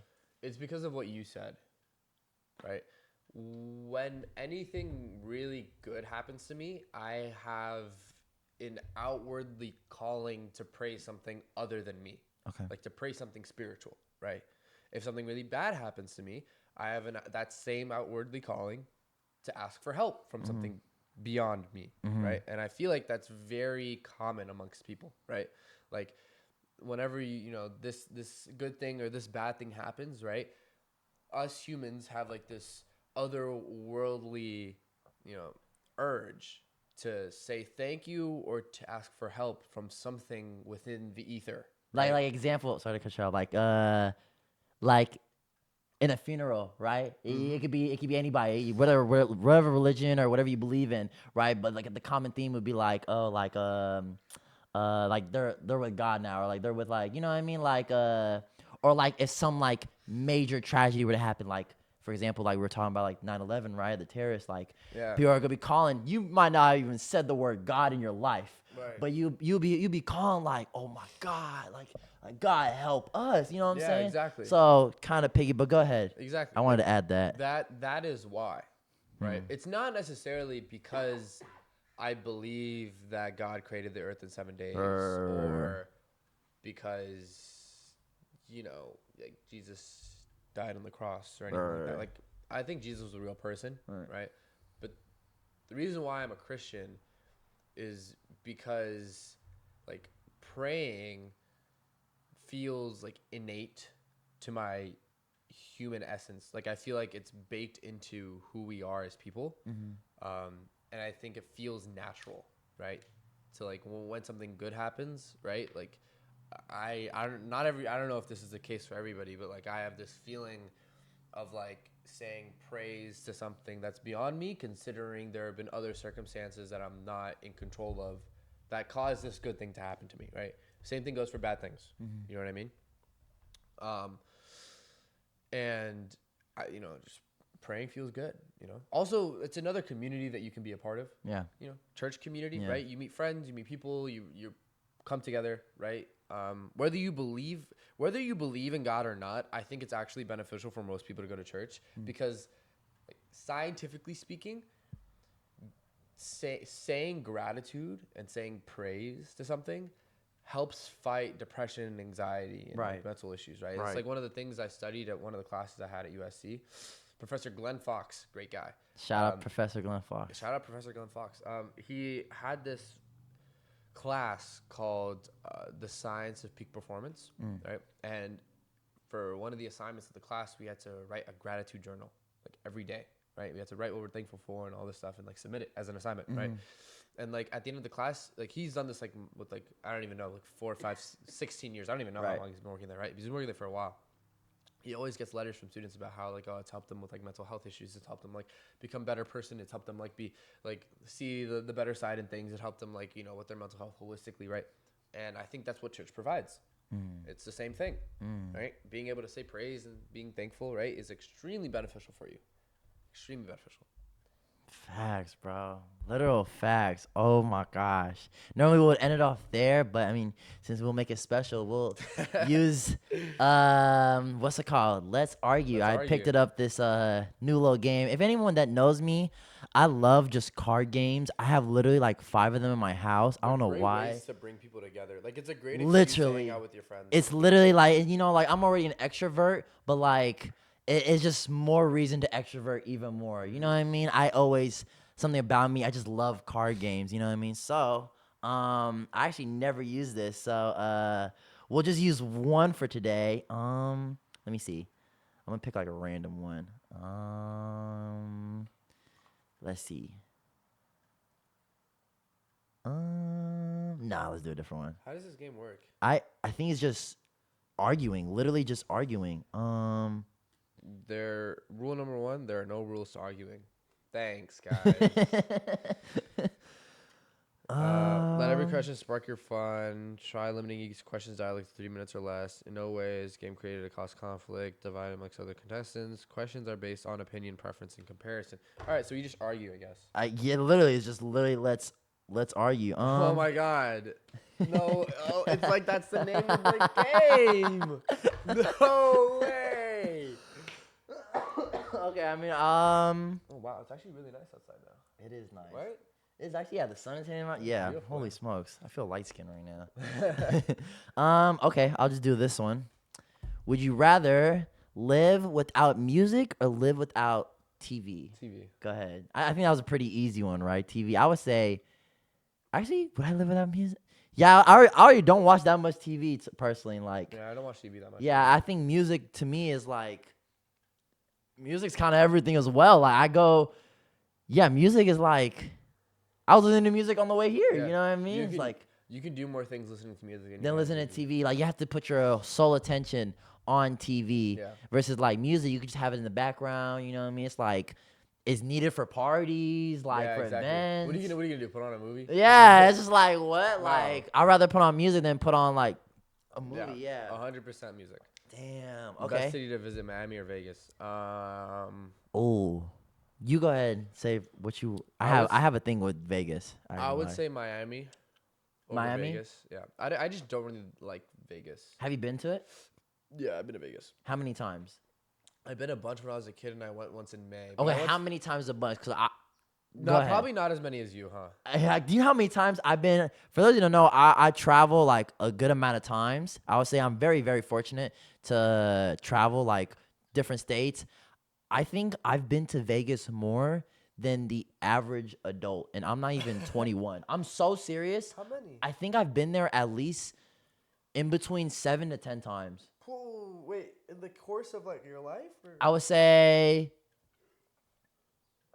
these past maybe 2-3 years, maybe, or like to the course of my life, maybe. Yeah, like literally. And the reason why is because I didn't know this, but whenever you win a lot in Vegas, they want you to basically how Vegas works. I guess how my uncle said is like when you win a good amount, they want to bet against you to like lose everything. So like let's say you're winning, right? And like, okay, the Vegas wants to bet, okay, the next one, he's gonna lose big time. He's gonna owe us all this, right? That's their scheme. And my uncle, I don't know why, but he's really good at what's the game with like the ball and like it like Baccarat? I think roulette or the one with like the like roulette, I guess. I don't know. Whatever it is, right? It's like a ball and like it like bounces around like this little spinny thing or whatever, right? Either baccarat or roulette, whatever it is. He's really good at that. Like guessing when the ball is gonna. I don't know how. He's just good at it. I'm not there because I'm not 21, right? But he's really good at it to the point where it's like the hotels or whatever, like they'll give him like like they'll start off like okay they'll give you free food and now they'll give you like free nights at the hotel and they'll give you all this like bonuses so that way like you can spend more money there. Spend more money there and they're betting on you to lose it all. Yeah.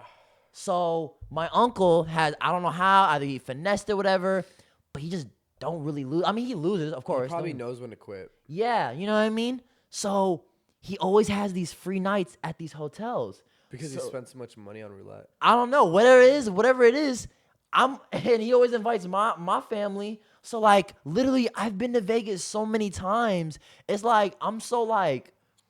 So what do you think of like Miami or Vegas? I'm gonna say Miami because I haven't even been to. Oh, okay. I haven't even been to Miami. Right, like I've been to Vegas so many times. It's just like I'm not even excited. My mom's planning to go to Vegas again for when I turn 21, and I'm just like, bruh, like, I mean, I guess, yeah, I'll be actually of age, but it's. I mean, you have to do something that's like of age relevant. Of course, yeah, but like, and also not everything in Vegas damn near 21 up. Yeah, so like, you can't do anything there now. Damn near. So like, when I'm there, there's only so much I could do. It's just like, damn, like I've done everything else.